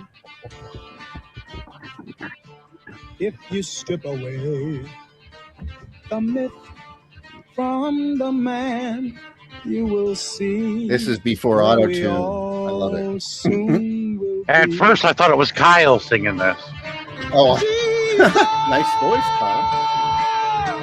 You've started to believe the things they say of you. You really do believe this talk of God is true. This looks like Life of Brian. This is Jesus Christ Superstar, 1973. Will soon get swept away. I met them both. That's Ted Neely, the Jesus.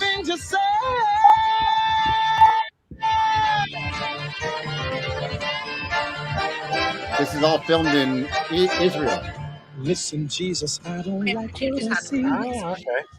All I ask is that you listen to me. And remember, I've been your right-hand man all along. You have set them on fire. They think they found the new Messiah. And they'll hurt you when they find they're wrong. I remember when this whole thing began. Oh shit, I was thinking. No talk of God, then we called you a man. And believe me, my admiration for you hasn't died. But every word you say today gets twisted round some other way. And they'll hurt you if they think you've lied.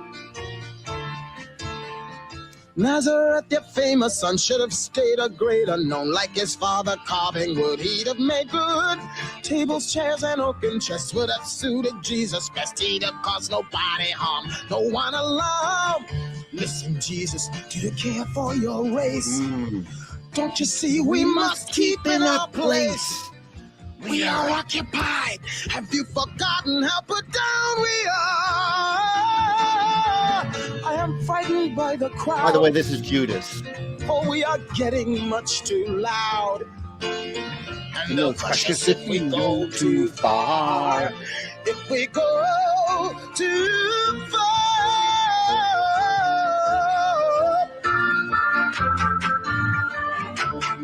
Kind of the same thing as today, as they're just marching off into the distance, clapping and thinking everything's going to be fine. Yeah, but to me, it kind of reminds me of Life of Brian. Oh, who doesn't love that? Please remember that I want us to This just live. hit my memory, that's all. But it's sad to see our chances weakening with every year. Your followers are blind. Too much heaven on their minds. It was beautiful, but now it's sour. Yes, it's all good so. Oh my God, this guy can sing, can't he? Listen, Jesus, to the warning I give. Please remember that I want us to live. So come on. He won't listen to me. Come on, listen. I just know it's going to get real loud in a second because I think it's movie clips that just starts popping up at the end, you know, with like whatever advertisement. See, like that. Now you got to play. Now you got to play the wrestling video, Darren. That one was great. I sent it to you and Tammy. Yeah, I got it. Oh yes, you don't have. Yeah. I just couldn't believe that. I was like, "Damn, I'm singing." Crap. Yeah, but this video was so great. I sent it to Tammy, and then I sent it to Darren. Oh, it'll be there. I see it now. Well, darling, the only thing I'm bowing to is the roar of this crowd. Her Majesty, The roar. like a tragedy. She's been sitting on that throne so long it should have a...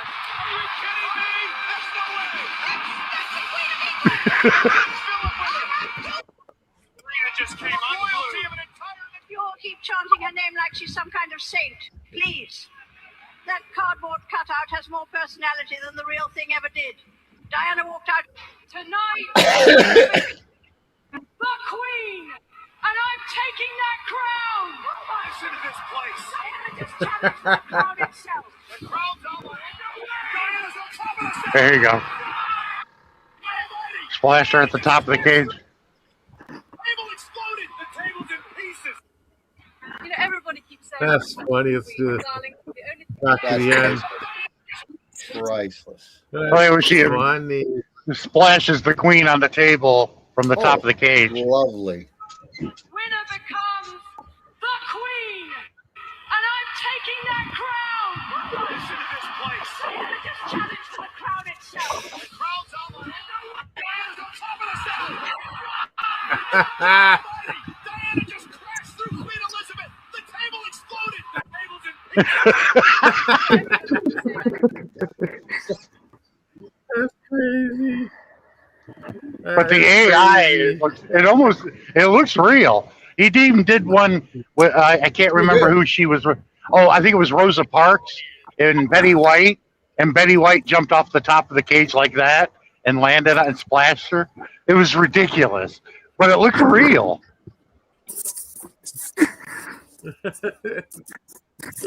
Crazy, eh?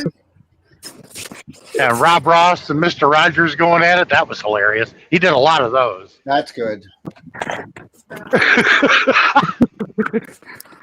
And from all Canadians, I will have to say it's Mr. Dress Up. Okay. The classic. Classic. Not that there's anything wrong with Mr. Rogers. He was in the ring with Rob Ross, and they were talking trash to each other. And all of a sudden, Rob Ross turns the other way, and Mr. Rogers had a big painting behind him. He grabs it and he crowns Rob Ross over the head with it. It was ridiculous. That's completely impossible. The throw would bounce it off. Well, look at the video. There's hundreds of videos on YouTube. Obviously, I'm just kidding. I don't know. It's an AI video. And there's a lot of them. Imagine that the hair would reflect it because it's going, Yeah, you're on Mr. Rogers' set, his house or whatever, and he always has the Macho Man. There's a lot of those, and he had the Ultimate Warrior a couple of times. They were hilarious videos. You can do the Macho Man voice, but it really hurts. Yeah, Darren, show him the one of Bob Barker and Hogan. I know that I can do. I know I can do like. Tammy, send that to Darren for sure. Okay. Yeah, send that one to Darren and have Darren play that. That one looked real, also. Hey, Reaper! Long time no see.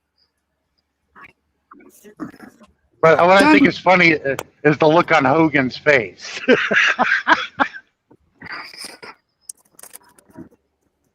How you doing, Reaper? Hi, Rita. Oh, here it is. Here it is. Yeah. You got to blow your screen up, Darren.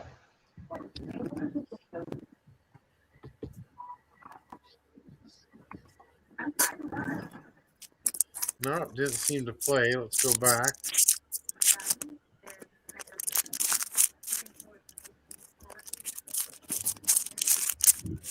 Or maybe it's a different. Oh, there it is. Yeah. You just won a fucking tea set, brother. A tea set? Are you out of your damn mind? Hey! of a bitch! Congratulations! You just won T-set, brother! T-set? Are you out of your damn mind? Hey!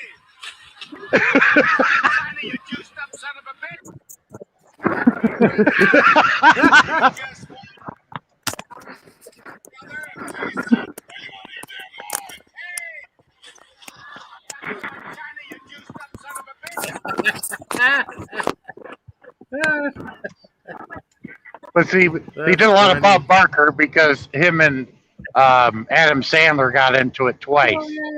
They did it in Happy Gilmore, and they did another one for kids with autism, and that one was brilliant. The second one they did.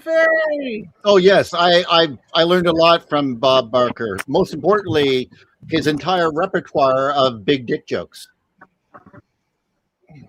Now that I didn't know, but I like it. Him and Adam Sandler. And like he's sitting in the bed because he's had hip surgery done. He goes, Adam, if I had to toss your salad to be in another one, I would have done it.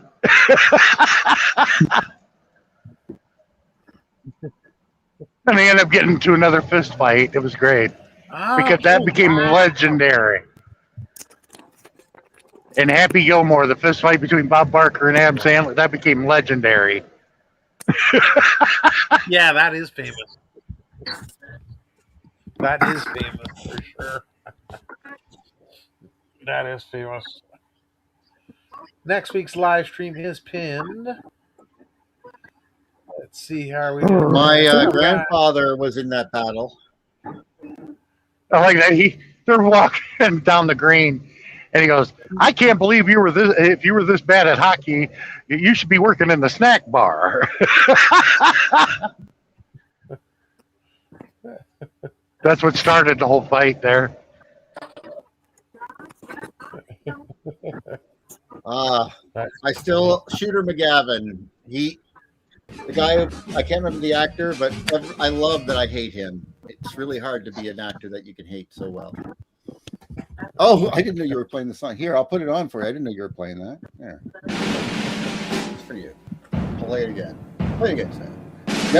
I think my dad said never has a more American song been sung. It's such a British event. In May of 1941, the war had just begun. The Germans had the biggest ship that had the biggest guns. The Bismarck was the fastest ship that ever sailed the sea. On her decks were guns as big as steers and shells as big as trees. That battle right there, this one, and they fought the Hood. He knew and understood. They had to sink the Bismarck, the terror of the sea. Chop those guns as big as steers. The Bismarck actually has something active on it still. They found it when they did the last. They were going over it, and they found like it's 0.3 degrees above zero or above the ocean. There's something still active in the ship. On the bottom of the ocean. The Hood found the Bismarck, and on that fatal day, the Bismarck started firing 15 miles away. We gotta sink the Bismarck, was the battle sound. But when the smoke had cleared away, the mighty Hood went down. Not to be rude, but my favorite battleship is, of course, Mighty Mo. And I remade this song thinking Mighty Mo, by the way. Somewhere on that ocean, I know she's gotta be. We gotta sink the Bismarck to the bottom of I think it was like, we gotta sing PB-63, I think it is. Making such a fuss. We gotta sink the Bismarck, cause the world depends on us. They hit the decks are running, boys, and spin those guns. That was a monster of a ship, though. 60-inch guns. We gotta cut her down. Yeah, but the Brits had to handle that. We couldn't do it. We were busy fighting in the Pacific. No, you were fighting, not being involved. You were selling arms to Nazis. Well, at the time they were sinking the Bismarck, we were fighting Japan. No, you didn't. German battleship, and we're gonna cut her You didn't down. join. It was sunk in May of 1941. You didn't join until 42. The shells were coming fast. The first shell hit the Bismarck. They knew she couldn't last. That mighty German battleship is just a memory. Sink the Bismarck was the battle cry that shook the 7 seas. We found that German. I'm not sure. I know that we didn't leave much of them alive in the water. The Bismarck caused the world depends on us. We hit the deck. I think we hit that ship 100 times. Yeah, we found that mighty Bismarck and we cut her down. We found that German battleship for making such a fuss. We had to sink the Bismarck. Captain Kirk popped right up. Thanks, Captain. We hit the deck running and John Paul Jones. Guns around. We found the mighty Bismarck and then we cut her down. My dad showed me this. We were, well, his favorite was North to Alaska or Whispering Pines. He loved Johnny Horton. Oh. Well, you know Johnny Horton. They're the ones that sing. What's it called? Well, he sang. Battle of New Orleans. Oh, okay. Remember that? Like and we ran through the braes and we ran through the brambles and we ran through the bushes where that one. Yeah, I love that one too. The classics. Oh well, when your dad's older, whatever he wants, you're going to be into, guaranteed, just to make him happy. I don't care Elvis if he wants Presley. to talk. My mom was Kenny Rogers. My dad was Elvis Presley. Oh, I can understand Kenny. No one cared about from where I was from with regards to that. Well, I mean, pretty rural New Brunswick. You get the idea. That's all. But they always got me everything I asked for. So I would have a very eclectic little collection. Like, in 1984, you had like Thriller and the Mini Pops. And then I had the Oak Ridge Boys. But then I was like, Mom, I want to have an album. And I got a literal album of Quiet Riot, Come On, Feel the Noise, like on LP. And it's because I asked for it and I got it. And they were like, whatever, because they knew that if you stop them from listening to it, they'll want it more. So, all right. Makes sense if you think about it. Yeah. Okay. Yeah. Eric, Darren, 900. Darren, you remember back in the day that when we blew Saddam Hussein out of that hole, and you looked at him, and I was like, I didn't realize the Oak Ridge Boys were in Iraq. He had that beard and everything. His hair was all messed up. Yes.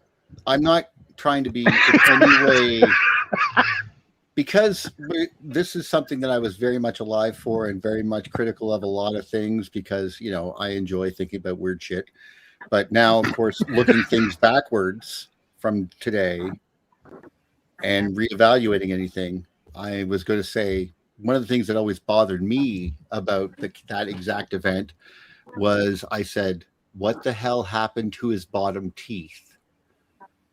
Oh. See, if you look at Saddam Hussein from any picture, you will see that he has a very, what we consider a noble overbite like Freddie Mercury. Yeah, but he had false teeth. Probably just didn't have the bottom plate in. Or it wasn't him. Ah, yes. But go look at the picture yourself. This is so long ago, I don't care. I'm just wondering now in hindsight, because before I would go, like that. But now I'm like, huh. But I remember things like this because you mentioned the site and I was like, this is what I thought about. Because I always knew that he had, if you remember the smile, the cheeks and the mustache, right? And then that had, his teeth was slightly sideways. They're like, his teeth don't go like that.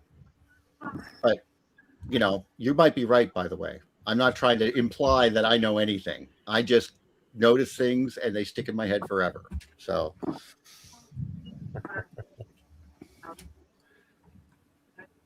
I just remember the newscast, and as soon as I saw it, and they showed it on the news, and with the hair messed up and that beard, I was like, I didn't realize the Oak Ridge Boys were in Iraq. I got everybody in the room laughing. They thought it was funny. What? Yeah, let's go through my giddy up a boom up a boom up a mama. That's what I remember. That's in my head now. Oak Ridge Boys. Oh, Elvira, was that the name of the song? I think. I can't remember. It's 1980. I know that. Oh. I don't know why I remember this, by the way. Oh, 1980. That was when Stevie Nicks was 30 years old, and she released White Winged Dove. Yeah, or what was it called there? Stevie Nicks. Let me type it in. Stevie. She recorded it in Sound City, 1979, with a lot of cocaine, if I do recall. And the board was a Neve made by Dr. Robert Neve in Oxford.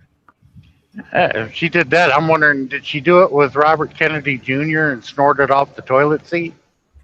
I would, of all the president's associates that I would do cocaine with, I think the only one that I would probably, not that I do cocaine, by the way. I'm just saying, I don't do it, but, you know, so the president's son is hanging out or whatever, maybe, but it was definitely Hunter. Hunter Biden. If I had a choice of presidents to do coke with, I've never done it before, but if I had to, I'd go with Reagan. No, Nancy and I are still searching for the other half of my head. Associates. I'm not sure if Reagan's son is alive. That's why I didn't mention him. I know his son. No, I don't know. I know he was alive, but he was like in his 60s or 70s or something, like a few years ago. He could be alive, but I do know Hunter Biden was alive. I don't even know the only children I could I don't want to hang out with what's her name, the Clinton's daughter, and I don't want to hang out with the Obama's daughter. So it's kind of a small pickings. You know what I mean? Well, Chelsea was hot when she was going to college. That's not what I'm talking about. I don't want to think about her that way. Well, I'm just saying she was, and well, she's not so much anymore. Since, no, I don't. She's had a kid. No, that's. I don't like saying that, but that's okay. It's just, I mean, if you're someone who's does like an actress or something, I can understand those remarks sometimes, but I don't know. If you're not into that, it's like they're attractive women and they're like politicians or something. They're not someone you're going to meet or whatever, and you're definitely not dating them. So I don't think of anyone like that. Like maybe my mother beat it into my head. I have no idea. Well, in my life, anything is possible. Of the things that happened to me by accident. Yeah, don't need the headache. It's like I say, you never know around me. Oh no, I've caused my own. Okay, I mean, I've known well over 100 women, so I don't really know. I know how to talk and be normal.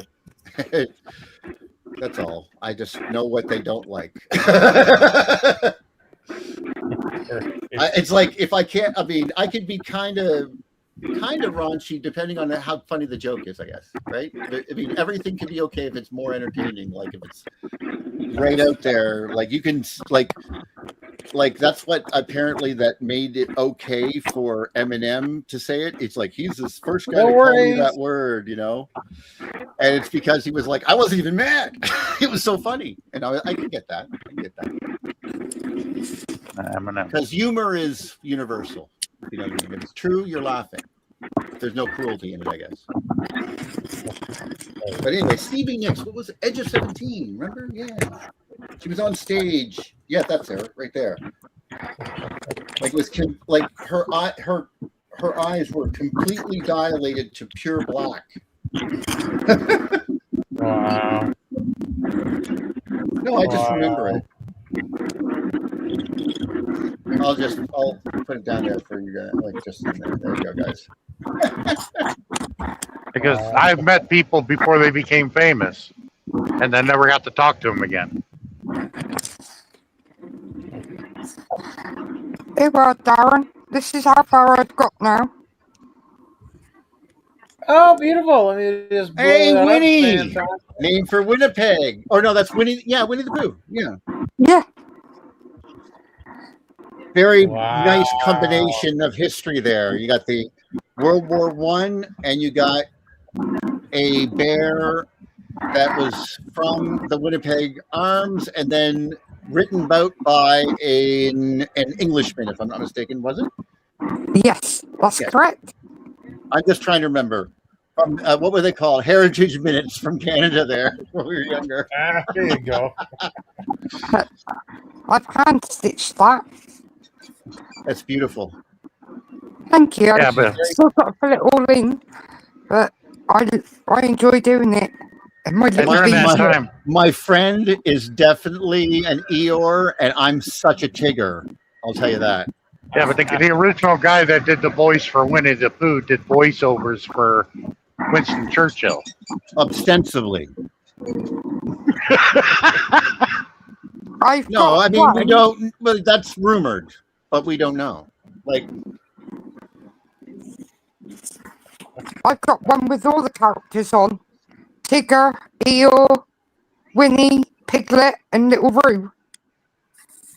Wow. I'll send you the photo of it, Darren. My mother and her sisters would talk to you all day about that. Oh, I love Winnie the Pooh. If you're actually in England, every time I went to England, I was always like, you guys would love to be in Canada. And they're like, why? It goes, because there's people around and I hate them. And there's nobody, you can just stand in the middle of Canada and you won't see anyone for a day. Yeah, there's a lot more room. Yeah, that's what I meant. UK. I live on a river and I love learning, every single step I went in the UK was history. Everything. I was like, wait, I'm there? Wait, I'm here? That's all I was doing the whole time. It's like, yeah, okay, Salisbury Hill. Yeah. You mean that song by Gabriel, Peter Gabriel? It's like, no, the actual place. We're going there? Yeah. Oh. That's the I didn't get to go to Piccadilly. That's one place I wanted to go, but we didn't get to go. I've investigated a old Navy ship, really old Navy ship from the 1800s. Ooh. That was at HMS Warrior. 420 feet of ship. Whoa. That's a big ship. You're telling me, Darren. It's a nice, lovely yacht, darling. That's massive. One night, I remember I was in Bath, England, and one night I spent till 4 a.m. hanging out with, what's his name, the leader of the Labour Party or whatever. Anyway, it was a Corbyn. Jeremy Corbyn? He looks like a hungover geography teacher. Well, anyway, we were at a convention, so I spent the evening getting high in a field with him, his brother, and, well, I assume a bunch of MI6 guys. Well, I only assume that because of the fact that there is no friggin' way that woman was attracted to that man, and she had more scars on her body than I did. Oh, jeez. That woman has seen combat, and she was being very friendly, and I was like, "This is wrong." I had the red flag was going up. I'm like, "Who am I hanging out with?" How you doing, How you doing, Adrian? I'm good, Sean. How are you? It was only because we were at a science thing. I was showing him about his problem with he had an issue with something with regards to a science issue, and it was a science program talking about electricity stuff that I get into. So I was explaining to him well, that makes sense, but what if this is happening instead? And it was like, it would be the same effect, wouldn't it? You just wouldn't be able to tell the difference. And he was like, oh my God. I was like, yeah. The ship was that big, I couldn't even get it in one photo. It was that big, Darren. That's a big ship. Andy. Is that? Hi, Adrian, darling. How are you, my dear? I feel like I was looking at like some sort of Irish sort of like mound. It's a 1800s Navy ship. It's like a bubble camera. It's a bubble camera. Oh, that's why it looked like. Yeah, I was feeling I was looking at that. I don't want to say Newgrange. I don't know what it is. The place in Ireland where everyone stood there naked once a year. I just remember the ritual. I don't know when that happened. I just remember seeing a picture of it. They fired a cannon on that ship at 1 o'clock in the morning. Scared the hell out of me. Holy jeez. That's crazy. That's crazy. And the only thing that communicated with me on that ship was the damn cat. That's okay. I had the spirit of a cat come through. That's what they used to sleep in. I've always wanted to be like a coffin. Looks like a coffin. It does, but that's what they used to sleep in. Or the captain of the ship did. There's the mess hall with the cannons. Yeah. And that's where the crew used to sleep. Wow. They used to hang the hammocks right next to the cannons. Wow. You ever sleep in a hammock before? Those are comfortable, actually. They really are, Sean. That looks like an officer's room. But you break your neck getting in and out of one, though. Tell me about it. You got to be careful, Sean. Yeah, I flipped around and ended up on the floor. Oh my God, I would never. Given my back and my crippledness, I wouldn't. No, that would not be good. It was bad enough when someone was like, "Can you climb Salisbury Hill?" I go, "With a cane." I'll try. One step at a time. See, that's another thing. It's like first thing you think of, what's with Salisbury Hill? What's the first thing you think of? I go 7/8 timing. Because that's what the song is in 7/8 feet, and Denver will leave my head because it sounds like you're galloping the whole time. It's just things like I know, like marches are 3/4, like that type of thing. Like it's just that's all I meant. Trying to explain someone video editing, and then I'm like, how do you make the videos like that? I go, just time it to the beats, and I'm like, it's like, do it on the 16th beat. And he's like, what are you talking about? And I'm like, I'm not going to have to explain this to you, am I? Like, this is not this is musical theory. Okay, grade 4. Like, what's going on?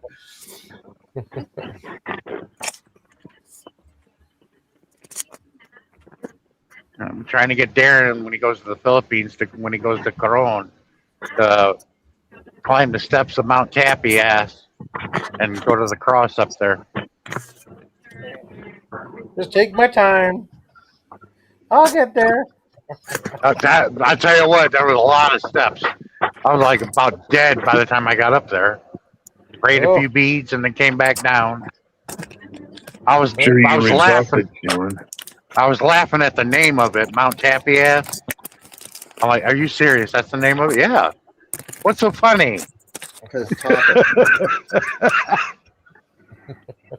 Come on, Spain, tapas. Yeah, because I was talking to Charisma. I said, yeah, I want to tap that ass. But there's places in England, Sean, I'm sure they must have even been drunk or very high when they named these places. Well, I mean, here in a few minutes, I'll be passing right by Toadsuck Park here in Arkansas. And I'm thinking, what were these people doing to name a park Toadsuck?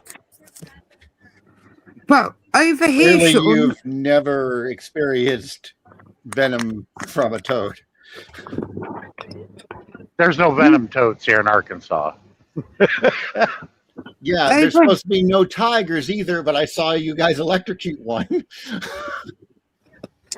All right, I didn't know nothing about that. No, obviously not. It was just on that Tiger show, whatever it was a few years ago. Over here, we've got places called Finger and Hoe, Titty Hill, Sandy Balls. I remember that one. Butthole Lane. You don't even have to go that far. You can just say Middlesex.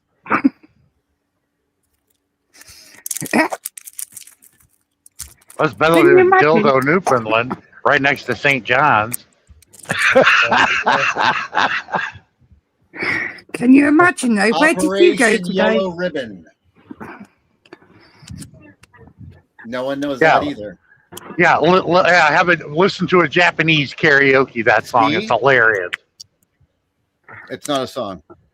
Oh, there's I thought you said tie a yellow ribbon. That song. Yeah. Well, that's what it's called. No. Just sometime look up Operation Yellow Ribbon. Yeah. Well, you see a Japanese karaoke that they're drunk off their ass most of the time. I'm just saying, as a Canadian, if I have to explain it, I'll be very upset. It has something to do with 9/11. I was in high school that time when 9/11 struck. No, just you can look it up. I'm not trying to. It will be better if you experience by typing it in. It's Operation Yellow Ribbon. That's it. And it will make it clear, I think.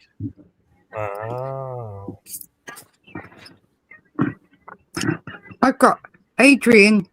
I've got to have more tests done at the hospital. For what, Tammy? How's everything going? They've think I've got an eye condition in my right eye that might need surgery.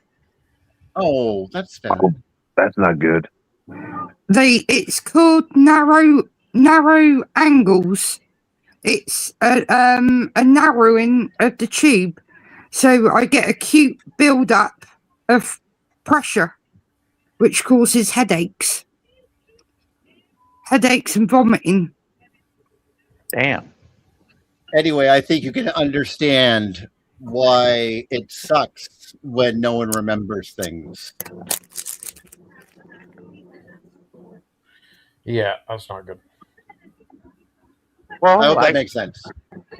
It was like, almost 8 years ago when last time I got laid. I'll vaguely remember that though. But you remember the bedpost breaking on you, Sean? That was about 18 years ago. Oh, that did make me laugh when you told us. That's making me laugh just listening to that. That freaking hurt. That really hurt. When I woke up, I had a nasty headache. Oh, boy. What, the bedpost hit you in the head? Well, sort of. Should be fighting that bedpost. What's the other one I'm supposed to? Argo. There. That's the other one. That no one remembers. Excellent. Kind of funny it had to do with Iran that time too. Oddly. Didn't it?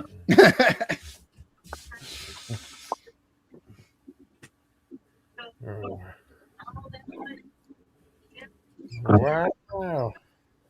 Darren, I just uploaded another one of my old TikTok shorts to my channel just now. Oh, good. Can you share the link? Yeah, let me get it. Hold on. That's good. I'm trying to encourage Adrian to upload one video a week, even if it's a short, so we can grow. Oh, by the way, what y'all are looking at in my screen, this is south of Little Rock, Arkansas. Ah. It just looks like you're driving in the night. I would never have guessed. Reminds me of the there's TV a carnival over there. Yeah, looks all right. nice. See that? There's a carnival over there with a gondola wheel. Nice. Wow, they got a lot of things going there. Wow, they even got the egg beaters too. Hey, good morning. Darren, my brother and my niece are at monster truck show, and I wanted to record that so bad, but I ended up not going. Oh, that's okay. That would have been a good video right there. Yeah, thank you, Bo. There's my YouTube short link there. I posted it. Awesome. It's it's recorded off from that. I did it from the movie The Mask, but it's just like a little thing on there. You'll see. I see. sorry, Lincoln. And what's that? Make Let me make one for you. This is called a Tommy gun. Yeah, my favorite movie. With these powers, I could be a superhero. It was. If I'm as much people would like to claim Blade, the first superhero movie, yes, was The Mask. I always liked the part where he was acting like Elvis. Ha! Ugh! No, that's just Thank you very much. Then he acts like the cowboy. You got me, partner.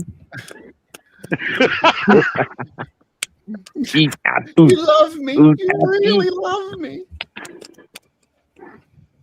Done. Thank you, Darren. Thank you. Smoking. He actually learned to speak with those teeth in, which was impressive. And I like it when they pulled the bazooka out of his pocket. Yeah, I like that too. I have a permit for that.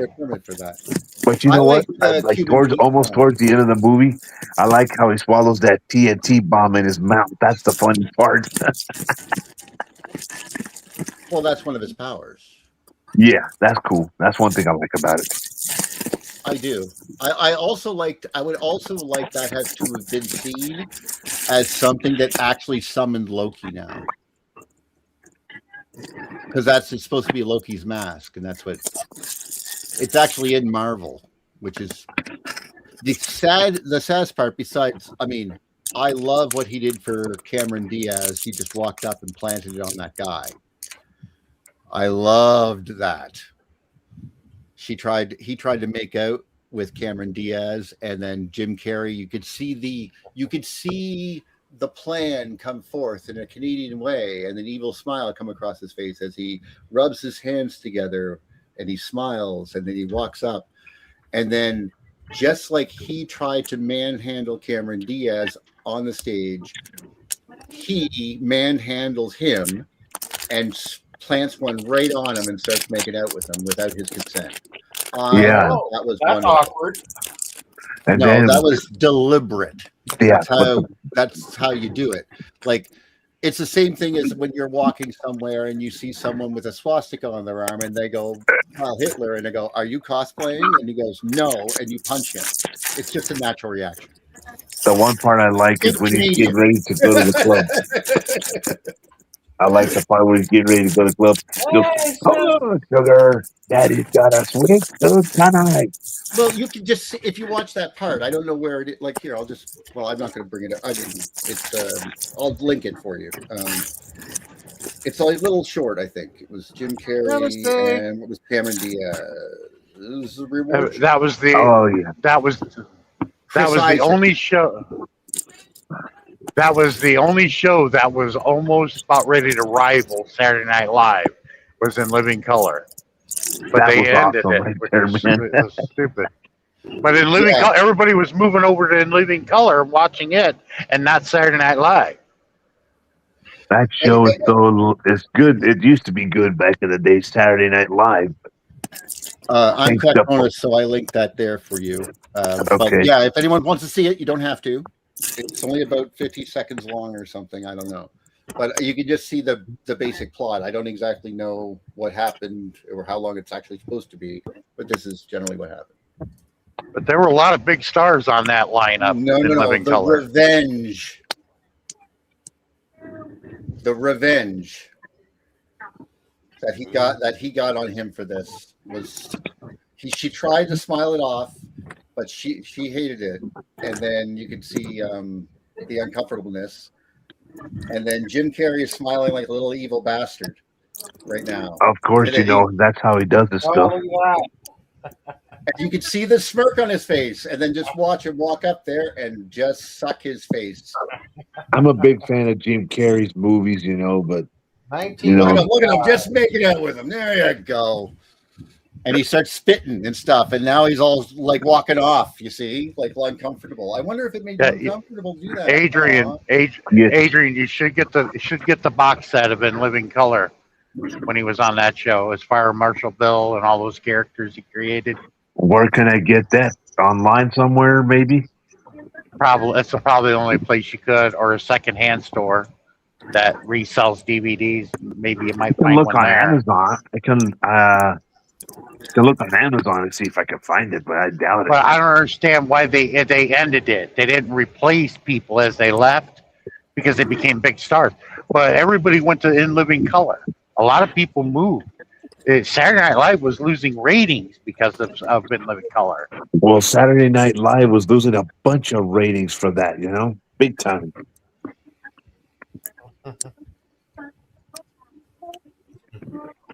The only other one that came close to rivaling Saturday Night Live was SCTV.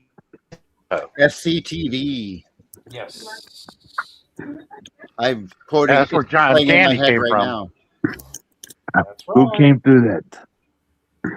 John Candy was SCTV. Yeah, John Candy. Yeah. Eugene Levy, Martin Short. Eugene Levy, yeah.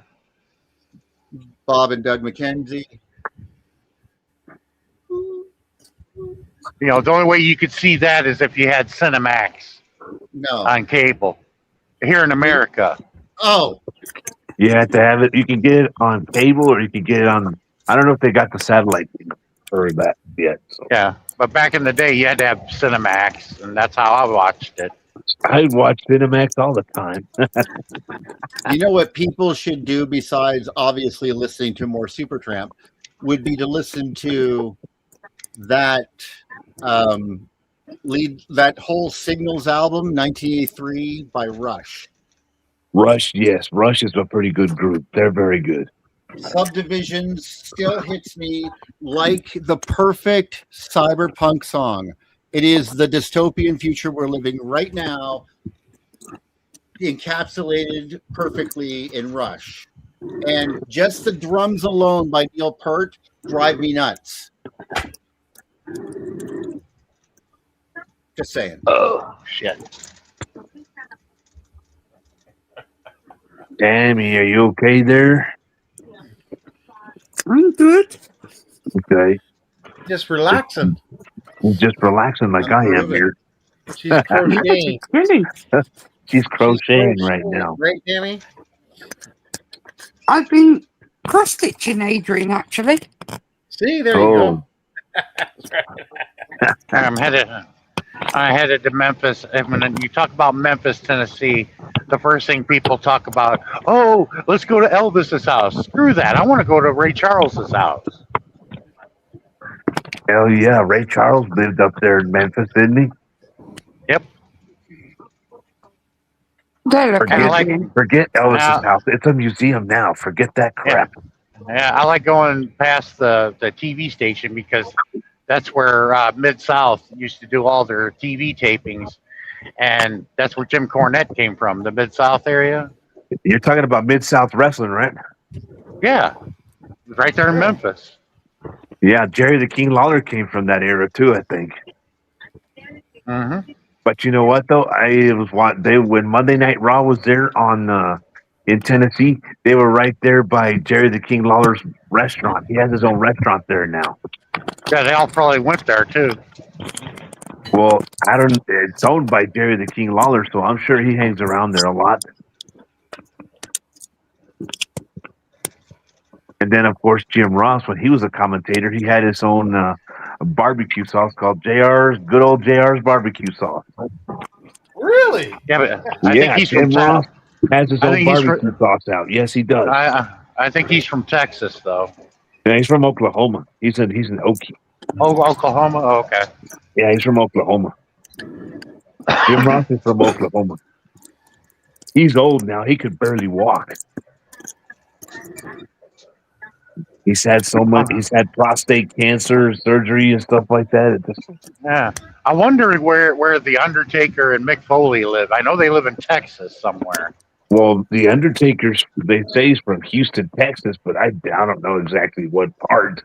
I know the guy who plays the Kurgan there. What's his name? Well, he lives here, and I occasionally see him in The Rock. Well, The Rock is from Florida because he played for but his family is from Amherst, Nova Scotia. Oh, okay. So I'm not saying he's from here though, but his family is. Let's see. Do you ever see Bret Hart out there? He's dead. No, Bret Hart's still alive. Oh, I thought he was part of the Royals. Never mind. Sorry. No. I got them wrong. I know what I did. Yeah, the Hart family still lives where they normally live throughout the years, right there in Calgary.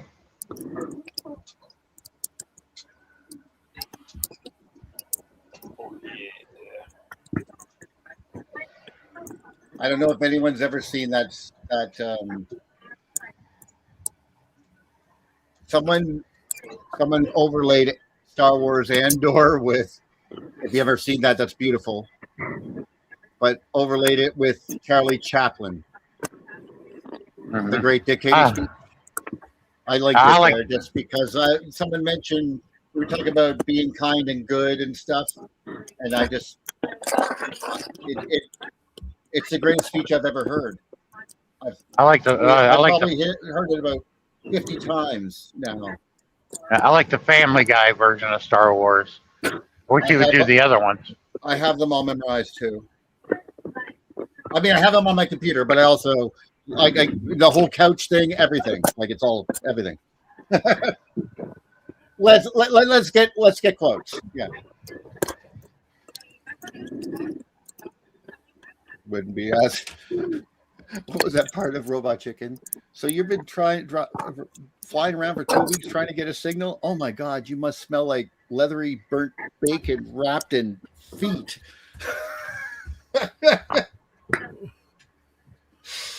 No, his feet wrapped in leather burnt bacon. Whatever. Yeah, they had Palpatine acting like a business executive. A dude, totally douche. But it was funny though. Oh yeah, of course. Everything. I like the phone rings. He answered it. Papa Palpatine.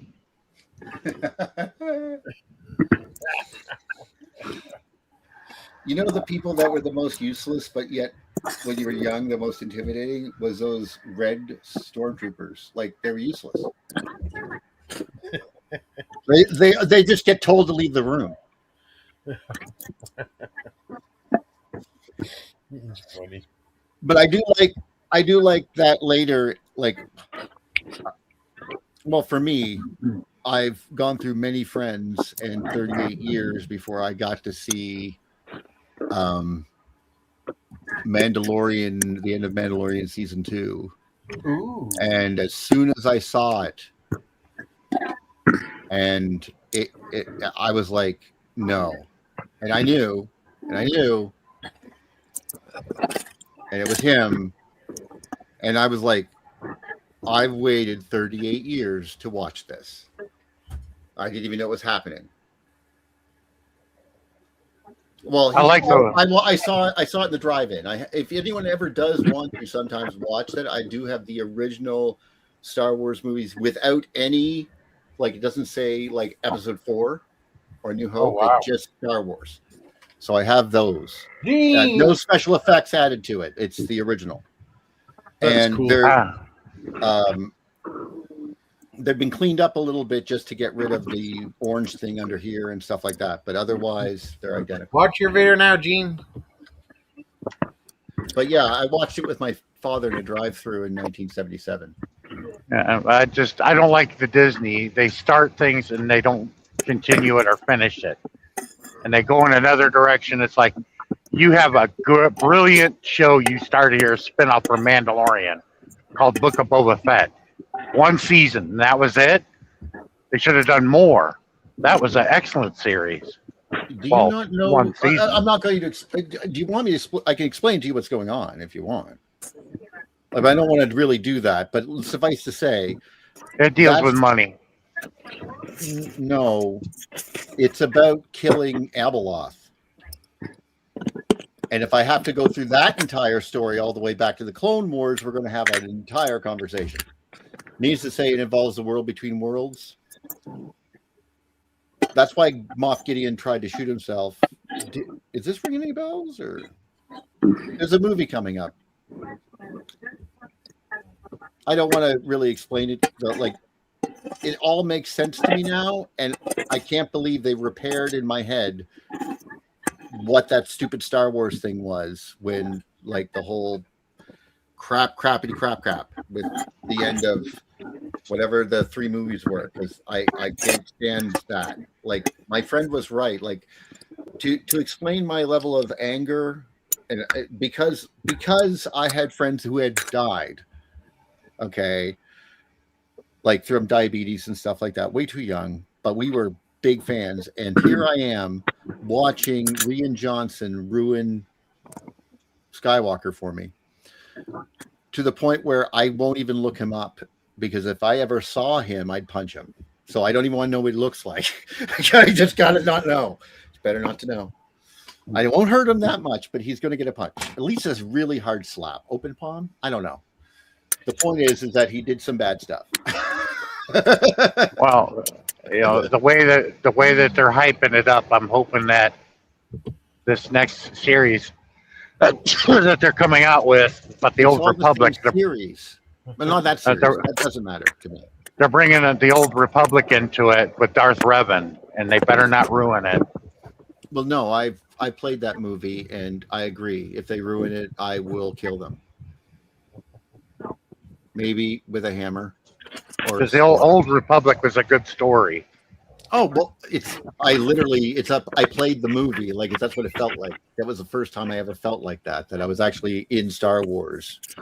And it threw me for such a loop that it was a bigger twist than The Sixth Sense. That right there, by the way, is exactly what I'm trying to basically. That's what I want to do with this. Like, people have made like a movie with a twist, right? Like a whole M. Night Shyamalan type of thing. I plan on doing that every single season for 5 seasons. I have it all worked out so that every time you think you know what's going on, the entire world and everything that you thought is completely wrong. And I have a plan for each one of those. And all it depends is basically, like I said, there's a different idea of what some people's version of history was. And it's very, very compelling for a story. But it could never really be done. It's like at a certain technological level, you can do Lord of the Rings. Well, it's sort of like this. You could do that. You couldn't make the Northern Lights without a computer. You know what I mean? Like, it would look wrong, right? So. Well, I like how they busted up The Hobbit in 3 movies. They could have did that to each one of the books and made 9 movies of Lord of the Rings. They would have covered everything in the books, but they had to skip over a lot of things. I watched the cartoon version more than I watched that one.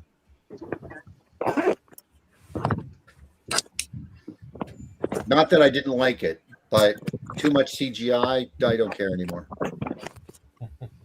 Not real anymore. Real. Exactly. Well, they had to in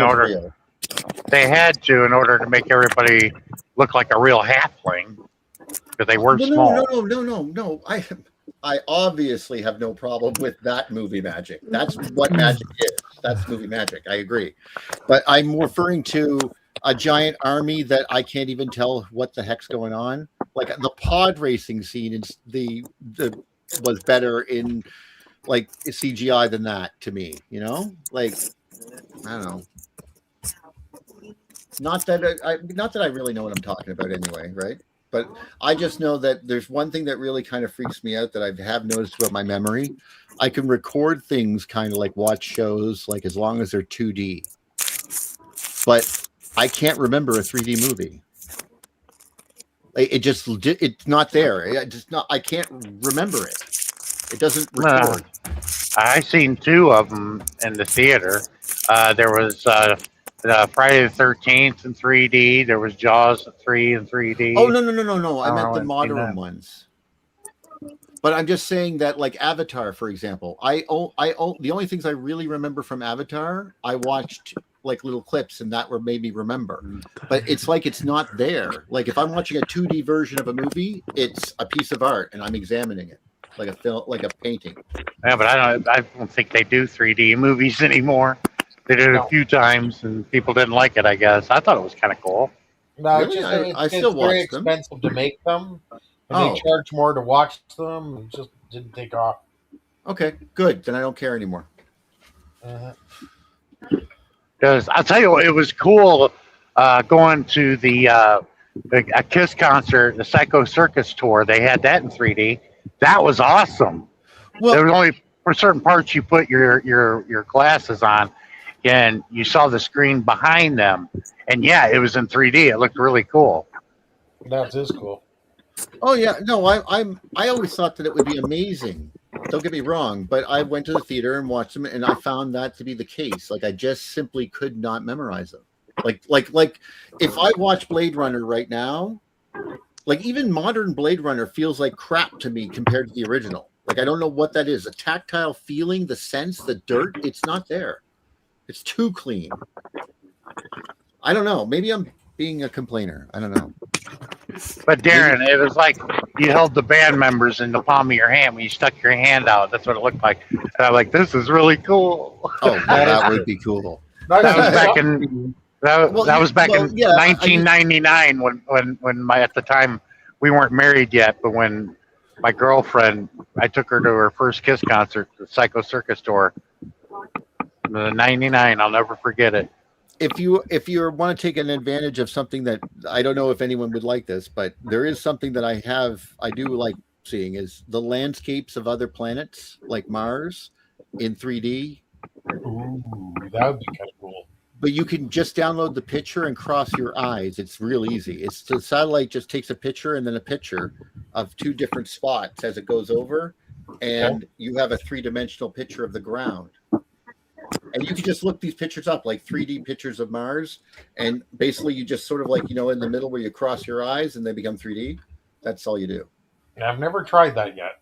Well, it's fairly simple, but you can also get them in like white and blue and red glasses kind too. It's the same effect. So, but cool. it's just the way that you'd like, if you like when you look at the picture, you're like, holy crap, that looks so cool, because you're like looking like you feel like you're actually over something. You see it in 3D, and it just nice. Even if it's just a picture, you're like you have a new respect for what you're looking at. I guess I don't know. I found most people who study Mars, they get really sucked into the pareidolia kind of thing where they think they see things, and I'm like, that you're an idiot. Stop doing that. Like, but they can't. It's like talking to someone who believes like they can see things in the clouds. The scariest people. The Earth is still flat. No. Well, okay, fair. But one of the things that actually scared me as an electrical engineer was people who were like, I'm talking to my father. They're on a cliff and they're holding up their hands and they're hearing ringing and they don't know why. And I'm like, that's the plasma fields between your fingers, and you are a highly charged body right now, and you're about to get hit with lightning. They were like, oh, it's so beautiful. I'm hearing the voices. And I'm like, they're going to die. I'm just going to watch them die. Dead. Well, no, but it didn't hit them. But the thing is that you're like, if you go to a cliff, you could, like in America, I've been to a bunch, you can see that the edge of the cliff, all the trees are dead because they've been hit by lightning.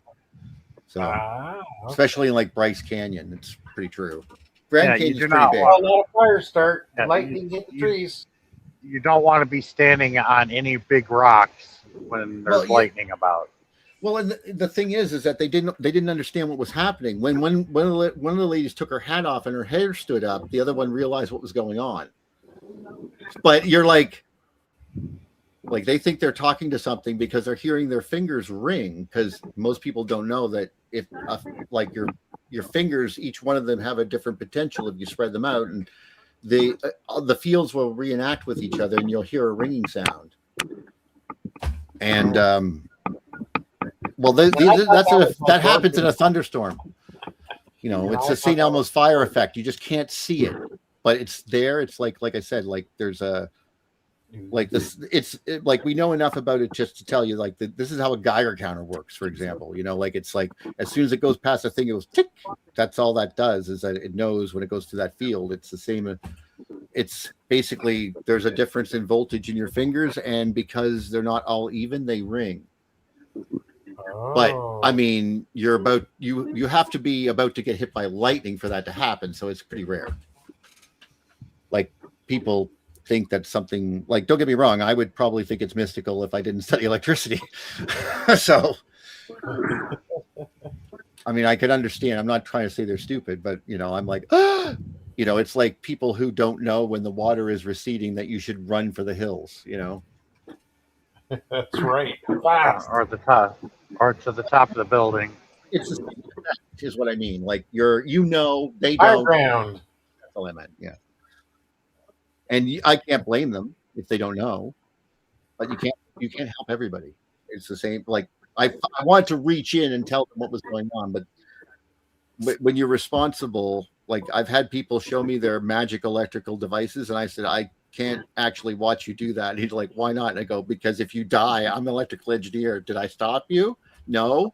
But I'm actually at fault here, you know, in a way. You know, I'm responsible in a kind of way to not let you kill yourself. You're guilty.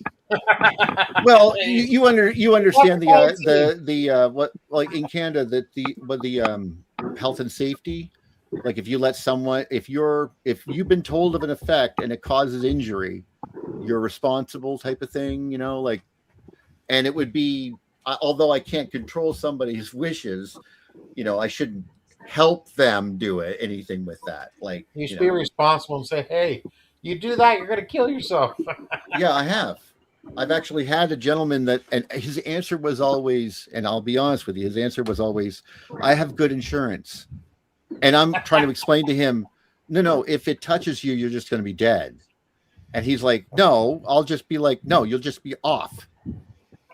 Like there's no cure for this. You're dead. Like you're getting over an amp, which means you're going to die. Like you can almost survive an amp. And if you survive, your brain will be fried. Well, no, it depends on where it went and where it doesn't. Like one of the things that they talk about in engineering, for example, like when you're examining things, we're the only people that should be almost always have their hands in their pockets. And well, because of the fact that if you're use two hands when you're examining anything in electrical engineering, when you're the person doing the testing of a live object or whatever, all right, you always have your hand in your pocket, because if something happens and it goes to your foot, it goes only through one side of your body, not across your chest. Okay. Yeah, that's all. Good. Well, you're much more likely to survive if it goes up down your arm and out your leg. Because it tends to travel on the outside of your body and not across your heart, obviously. You know. Yeah. But yes, it would probably mess up your brain if it went through your head.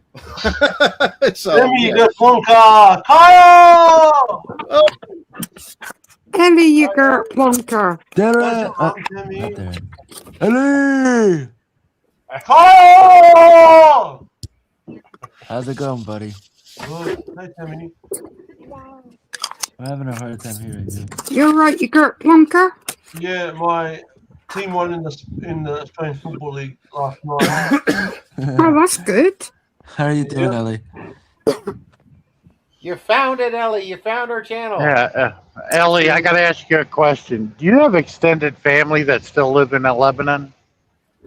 Yes, I do. They live near. I told my worker today. Are they okay? Yeah. They're okay? Yeah. Oh, good. I wasn't sure if you still had extended family that lived there or not. I do, and I have another one in Shekka, another part of Lebanon. Sean?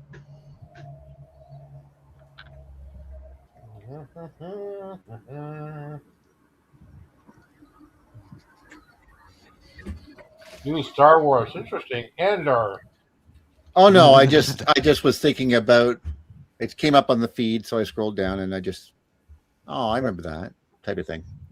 That's cool. Well, we're talking about good things, and I want to keep the good thing going. That's all. But keep talking. Sorry, I'm just thinking. You know me. I'm just wandering through my brain. Star Wars. Oh! It's just. I mean, if there's one thing that I can say that Disney did right, this was very well done, because if you didn't know, this was all filmed in England. Oh. So that's why. Well, the Emperor. It was always they're filled with English actors in Star Wars. It's Death Star, like.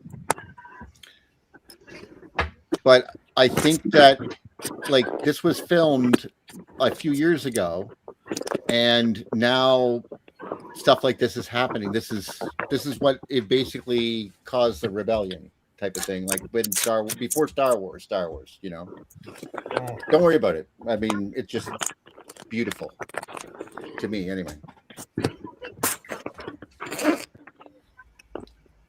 It's not about today, though, but it is about today. It just wasn't meant to be. It just suddenly became, if that makes sense. That's true.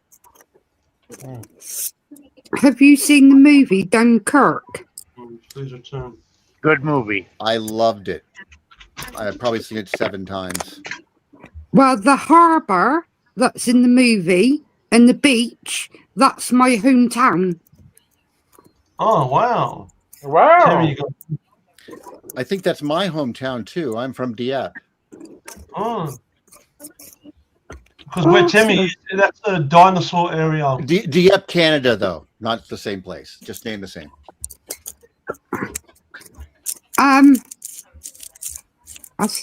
There might be somewhere. No, it's just up the coast. I don't know exactly where Dunkirk. It was around there. There's Calais, and I just going from a long time ago. I don't remember everything. It was still wonderful. I loved it. But yeah, that was filmed in my hometown for the movie Dunkirk.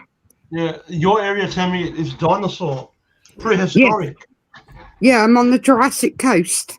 Yeah, Jurassic World. Kind of funny. Joggins, the coast with all the stuff. Joggins Cliffs is right around here too. I mean, they're both the same type of land, if you know what I mean, because we were connected or whatever. Yes. Yeah. I'm from New Scotland, as it were. I love this part. I love that. But yeah, I literally lived 5 minutes walk from where they filmed it all. Wow. Where they filmed Dunkirk. Literally 5 minutes. Do you remember them filming anything at all, Tammy? Or the streets? Or I love what she says here, right there, that if I could do it again, I wake up early and fighting these bastards from the start.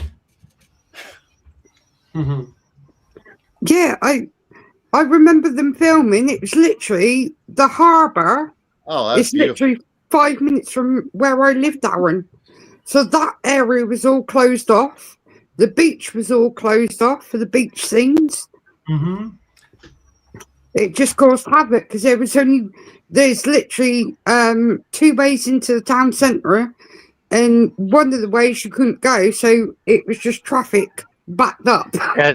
Tammy, in the movie, you saw that British officer wearing the dark naval uniform, and he was standing on that long pier on that dock.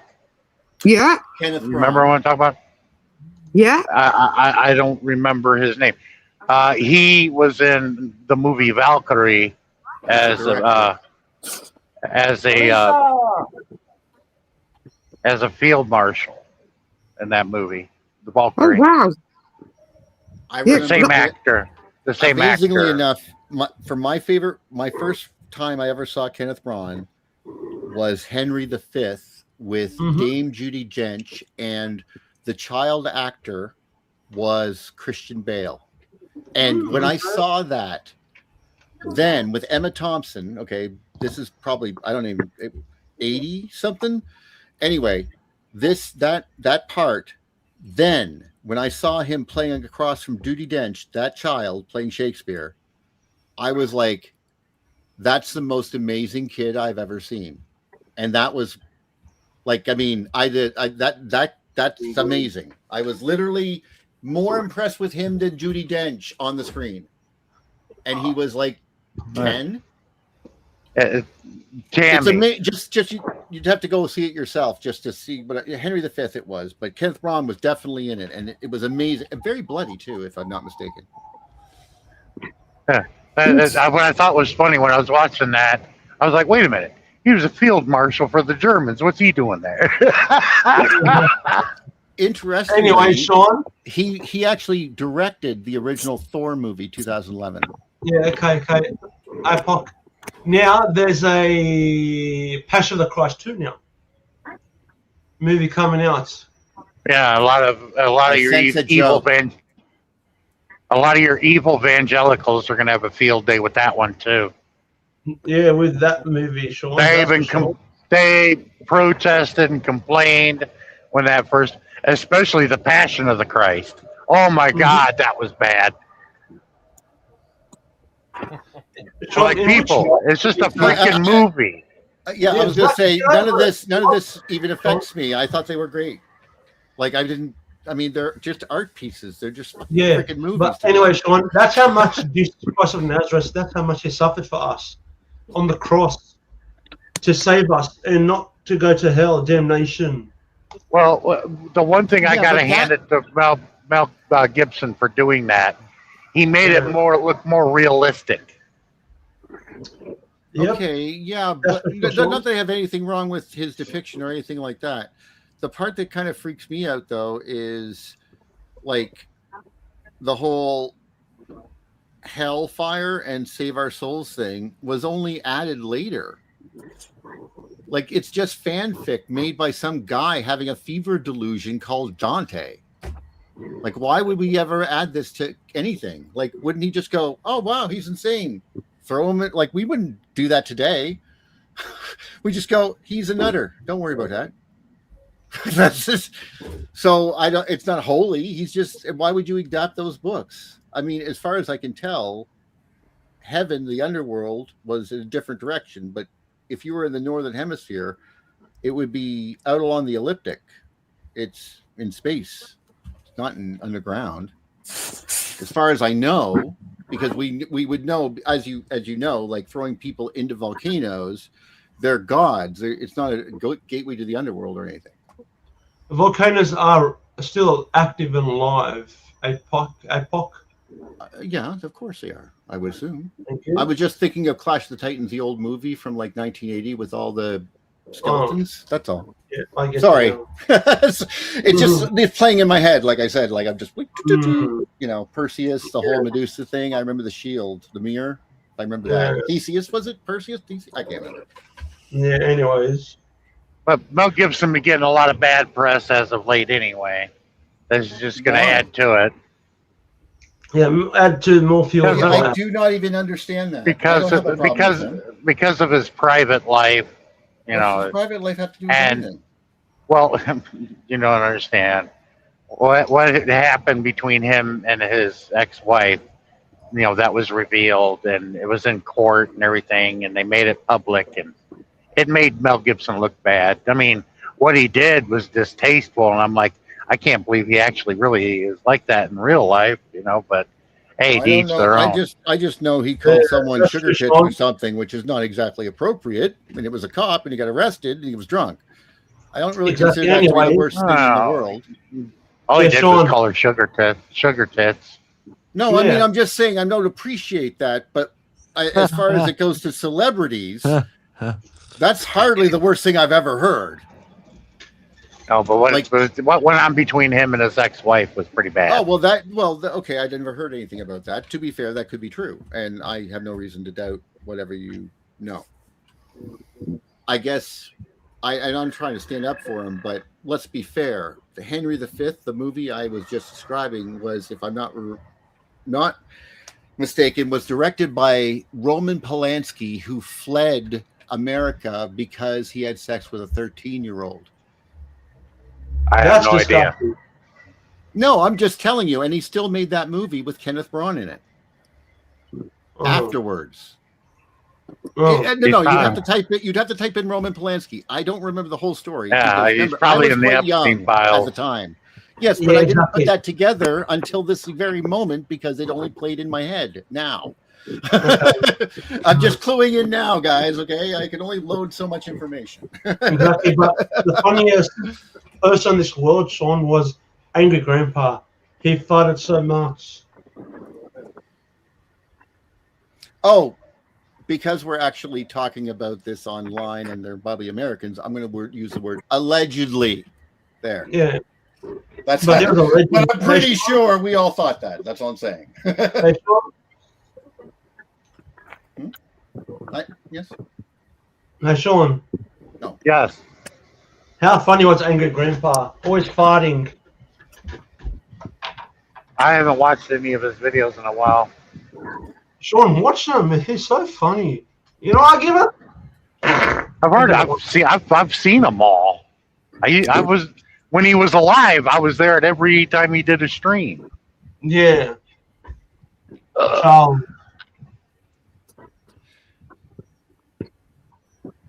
This is my favorite Odd Couple movie. The only person you didn't meet in person, Sean, was Murad. 2 Canadian Odd Couples. I could have, but I just didn't have the time. Yeah, exactly, because you wanted to think of your family. I had to get to LA, is what it was. Yeah, I was going through Vegas. Yeah. I love that dog. Tim, you go Plonka. Ellie, you got Plonka. Yeah, you there, Darren? I'm here. Good. That pier, Sean, that you're on about, you can, it's a good spot for fishing, and you can catch lobsters there. Fresh lobsters. If you want, I can pick them up at for $8 each. I can catch them for. Got the vlogs. I live there. I live in Shediac. Well, I mean, beside Shediac. They speak French and English at the same time where I live. It's very entertaining. Cool. But it's called Chiac. It's weird.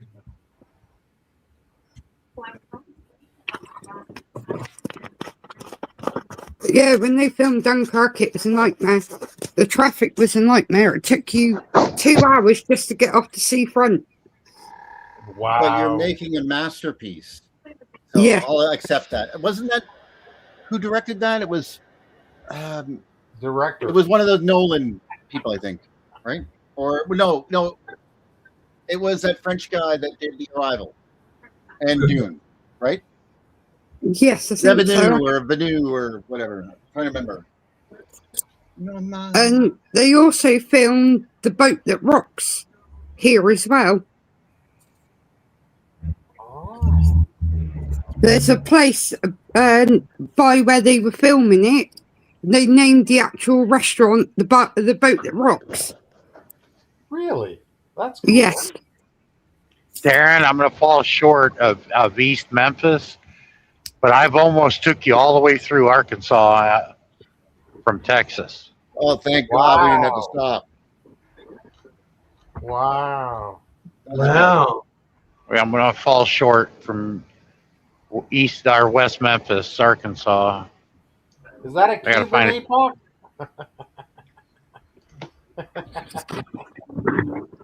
Pardon? Good Cubans. Well done, Sean. What's your next shutdown? Because you can drive, 11 hours straight? Yeah. You stop 11 hours for food and I've done some I've done some distance though. Sure. Well, mind you, I was way west of Texarkana, Texas, when you started the live stream. If you join that. You ever come to the UK, Darren, or anybody, don't ever go into Epping Forest. in Essex. Well, what happens if you go there, Timmy? I've been to the UK before, and that was a long time ago. Yeah, don't ever go into Epping Forest on your own. Why? A lot of murders take place in that forest. A lot of I strange. know where that Now, is in the UK. There you so- go. That is the exact difference between where we're from. If someone goes, there's a lot of murders in that area, my friends would like, let's go kill a murderer. Okay. And we're just going to get drunk and hang out in the forest waiting. Like, we definitely know that we are the most dangerous things in that forest. Wow. That's how I think. Well, maybe not kill them, but maybe really beat them up. It's a lot of to do with the mob and stuff like that. No, I just mean that my friends are idiots and we're drunk and we go do stuff like that. Like I said, I know we're just Canadians. If someone goes like I'm from the rural areas, it's like, hey, do you want to go like get my boat back from somebody? Be like, yeah, call your brother. You know, and my dad was like, he just drove up the coast asking and asking until he found, like, yeah, I saw what's his name go up the thing in a boat. Okay, do you know where what's his name lives? And then we just called the police and say, I found my boat. We're armed and going in 2 minutes. You better get here. And we just waited for them to show up. We had no arms. We're just old men, or they were. In the UK, you're not allowed to carry a knife or a gun or anything like that on you. Well, yeah, neither are we. We don't carry them. But I can tell you that when my uncle died, no one here I know of, like none of us were gun nuts, for example. But we had to sell his firearms off, and there were 16 of them. Wow, a lot of them. And so when they go, there's this many firearms in Canada, I guarantee that number is not correct, number one. And number two, we don't tell the government, and they're not after us anyway. Because we don't use them for anything like that. They're just tools that we had for years that we don't need that very much anymore. And we live rural. Remember, I'm very rural here. But we're not obstinate or trying to be jackasses or anything. Like, it's just, they're just sitting there, you know. But I guarantee you it would be a mess for someone to come and mess up our fine day with little words like ICE written on them or anything. We did have a couple of cases here where they and I do not mean pistols, by the way. I just mean long arms, of course. Just let you know, like old wooden guns, you know, the type of thing. That's all I'm saying.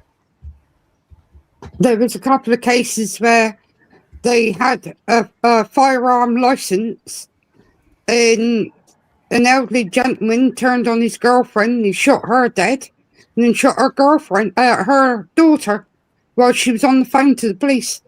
See, that's wrong. That's the exact reason that gun laws should probably exist. And I grant you that's stupid. He should, like, if you should never have a gun if you know you're like that. Like, if you're anybody like that, like, it's like owning a dog that bites people. Exactly. Like, stupid. Like, don't get me wrong. I mean, like there's people that shouldn't have guns, man. There's people who forget they have guns.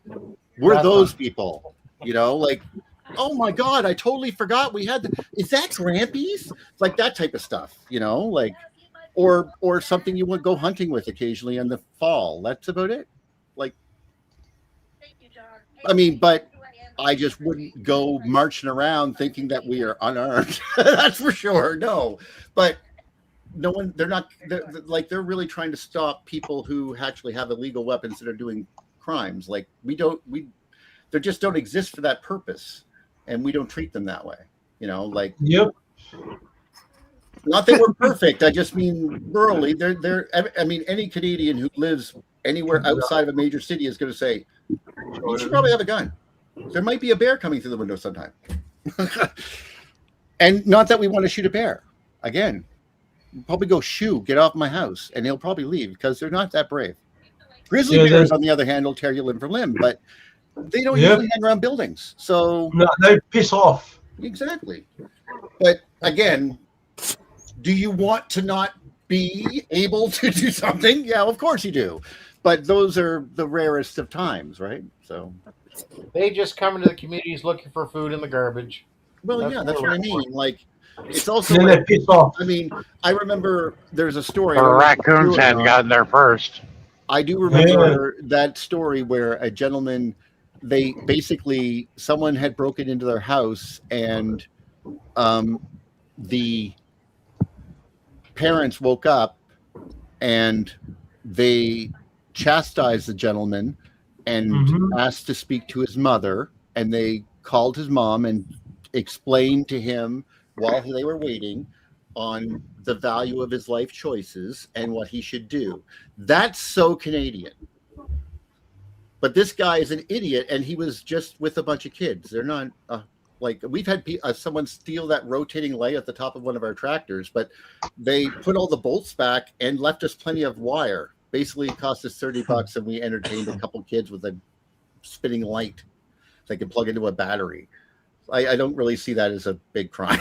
It's very much minor, but not saying that there hasn't been crime, as you can tell from like the synagogue attack that we had, and of course that I think the first mass shooting I have heard of is 2015, maybe. And the last time was just cops, so I'm being flippant for no good reason. I'm sure that they were good men, but yeah, that elderly gentleman that shot his girlfriend and her daughter, the police actually took his guns off of him and looked into his license and then gave him the guns back. What? Yeah. Okay. The police messed up. Okay, well, clearly, like, don't get me wrong. I mean, I sometimes people say, like, I found that a lot of times in Canada, the people who say we can't defend ourselves. Well, remember the last time, I think, Darren, you probably remember, was that it was something about somewhere in maybe Manitoba, and they had shot into the car as it was driving away and killed one of the guys. Yeah. And they were natives. So of course it's like, you're an asshole. Like, that's not what, you're not defending yourself anymore, like, in my opinion. But at the same time, we understand that, but those are lethal things to do for only lethal things, like defending your life. Otherwise, don't. But then there's a similar situation where you've heard people go, well, their Cuban took my guns away. And why did they do that? Well, I got caught drunk and blah, blah, blah. And then when I went home, they saw the gun lying on the couch. I'm like, yeah, of course they're going to examine the rest of the friggin' house and fucking, like, what are you doing? Of course. Like, you're an idiot. Like, you said it.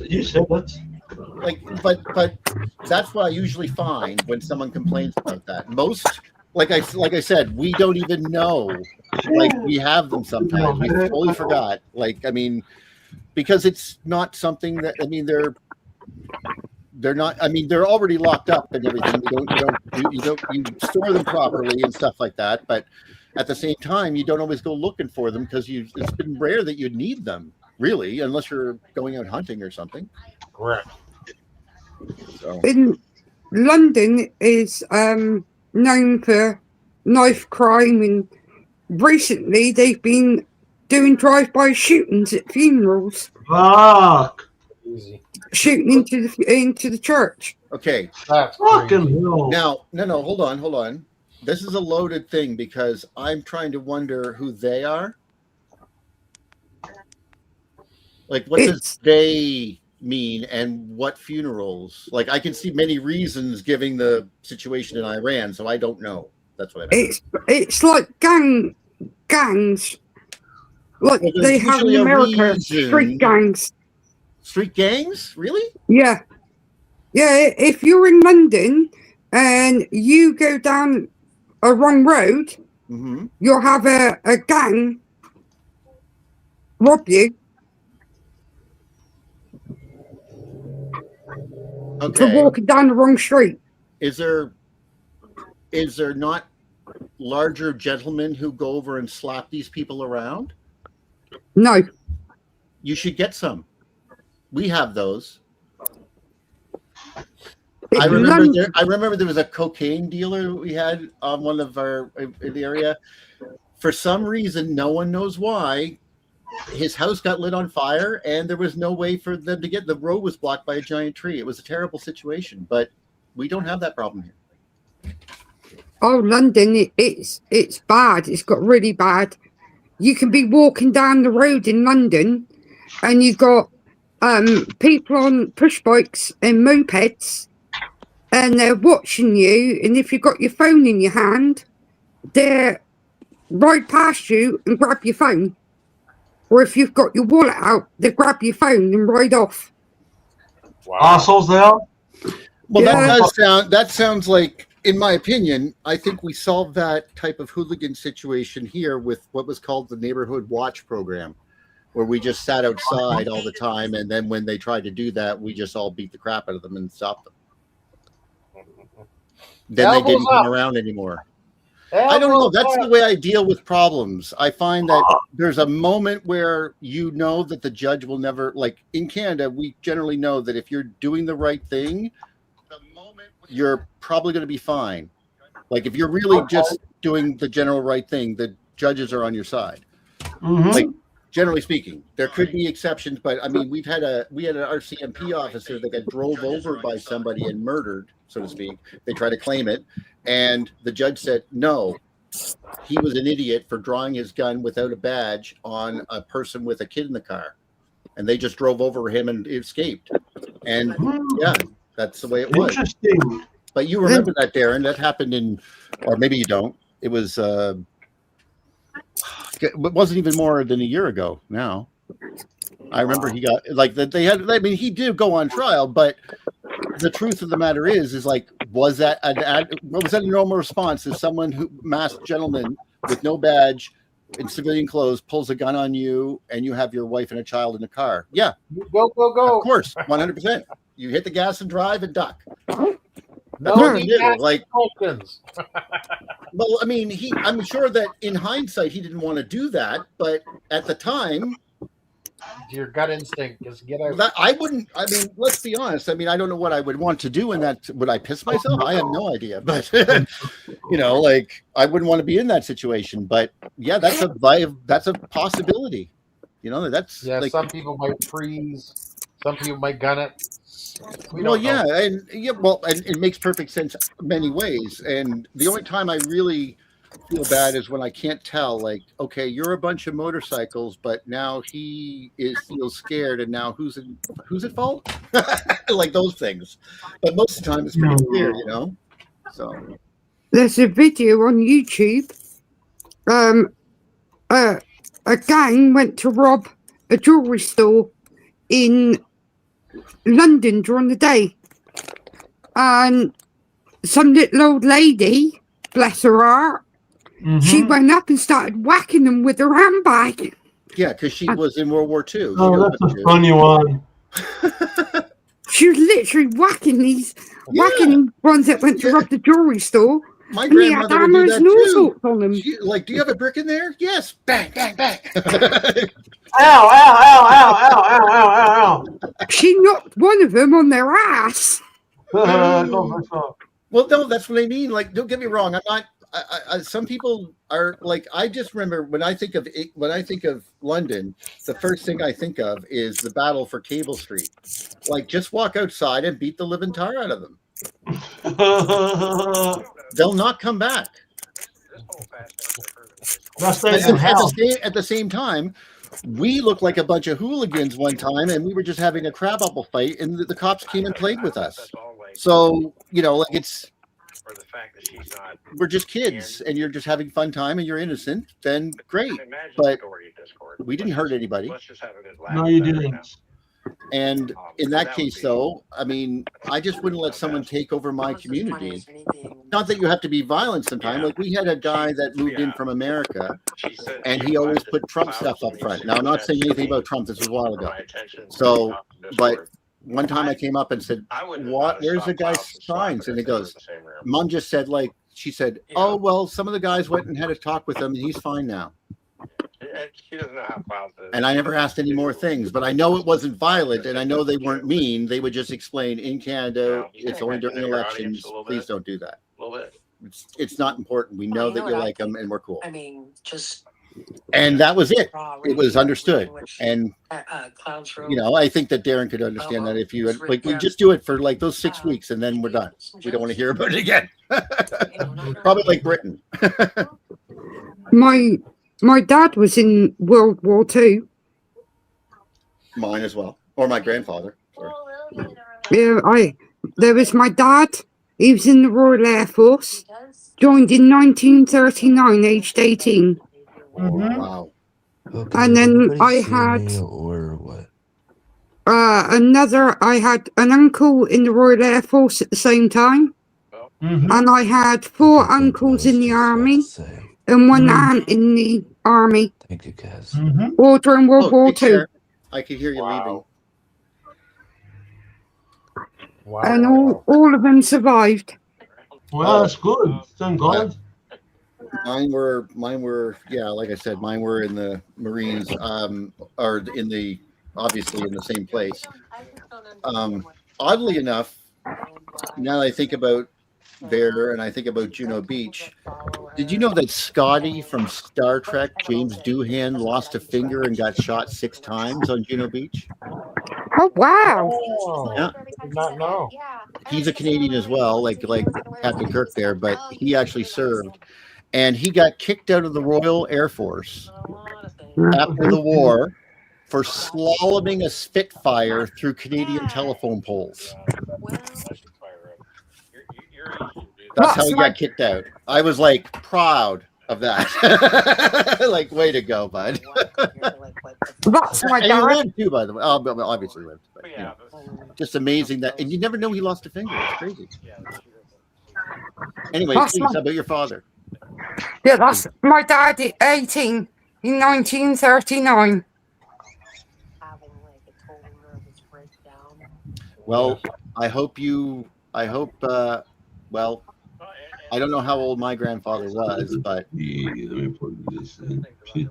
yeah. Well, remember what we did the day after on September 7th, 1939, what you did on September 6th, 1939, just out of respect. But please do the same for us, okay? If that ever happens. Yes. Okay. Of course. Excellent.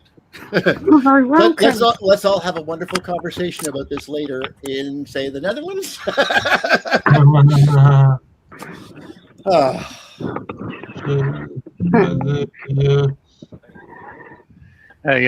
Listen to Ellie when he talks about his grandfather when he fought in the war. He ended up getting boomerang shrapnel in his ass.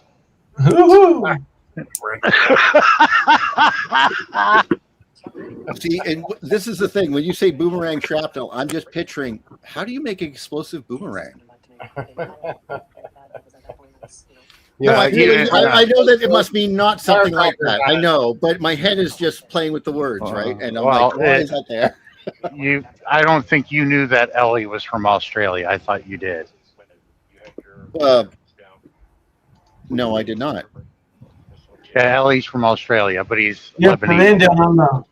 So basically, we're all from the Commonwealth, except for you.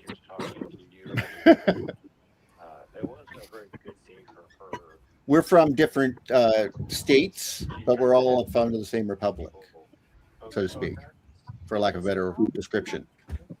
The Commonwealth is our United States. Well, the empire. 4 billion of us. Empire, if you want to put it that way, the British Empire. You want to call it that, but we don't really worship in the king. Although I do like the guy telling people off for us. That's nice. But I'll tell you, if we ever had to take the king off of England's stands, I'm telling you, he's only going to get a bungalow. Oh, Jesus, funny. Bada beam, bada boom, bada beam, bada boom. Let's change. I think one of the things I like about the idea of a king is it's not that it's a tradition that can judge you back. Like, it's harder to do something because you have to explain it to the king, or the governor general your budget and all that bull crap. But the point is that if he's disappointed in you, you're going to know. And it's not like the Constitution can't judge you, but he can. He can go, I do not like what you're doing with my country, bitch. I'm technically the landlord, although you run everything. But, you know. I like, what was it during Brexit that the Queen showed up wearing blue and yellow? That's on the nose. I'm like, are they not listening to her? Because they should listen to her. I was telling Sean that Princess Diana, where she's buried, she isn't. She isn't actually buried there. No, really? That seems like something I would know, which is kind of weird. I don't know that. My mother would know that. She's buried in the church just down the road from her childhood home. All right. All right. Oh, not doing anything. Because the island that they said she's buried on, they can't put a coffin in there because it's too waterlogged. Oh, too much water flooded. Yeah. Oh. That's just temporary then until they fix it. So she's actually buried in the family. It's in a church just down the road. You can't go in where her family's buried, but she's actually buried in there. Yeah, there's a mausoleum that for quote unquote temporary storage, but she's supposed to be buried at Westminster, isn't she? No, she was buried in her the Queen. No, Princess Diana. No, she was buried in Althorpe House. I did not know that. Yeah, I don't know everything, but I'm impressed. Still, in her childhood home, she grew up there, and her brother owns the place, and you can actually go in there, into the grounds and that. But it's just a church just down the road from her childhood home, where her parents are buried. Brilliant. You know, if I could think of one thing that, if anyone has an opportunity to do this sometime, if you want to know the wonderful little nuances of England, I remember listening to Peter Ustinov talk and tell stories, and it was the most amazing little stories I've ever heard about Britishness. You know, he just does it so lovely, and it's always a kind discussion, if you know what I mean. I don't know if anyone remembers him, but he was lovely. Yeah, he was a nice guy. Mm. And he always knew how to tell a yarn and tell a tale, and the way that he tried to explain British talking, like from the Queen, and you could almost tell that he was saying something, but you're not sure. Take care. I should probably go too, actually. Yeah. I've been sitting here with a game in front of me for a while, but maybe I'll throw something crazy on before I go. 12:42. Just for me, if nothing else. Wow, 12:42. No, is that 2 hours and 12? Right? Well, I got 12:42, so you'll be. I'm gonna hop out of here, I think, as well. Since you guys are probably gonna hop out. Absolutely. We did I'm good, exhausted myself. We did Lovely good. to meet you. Nice to meet y'all. I'll be live again next week, Friday night. You guys have a good night. I'll see you guys later. See you later, Kyle. See you, Kyle. Bye, brother. Good night, everybody. Safe trucking, John, mate.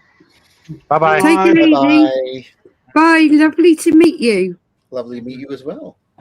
Cheers. And night, Eddie, you Gert Plonker.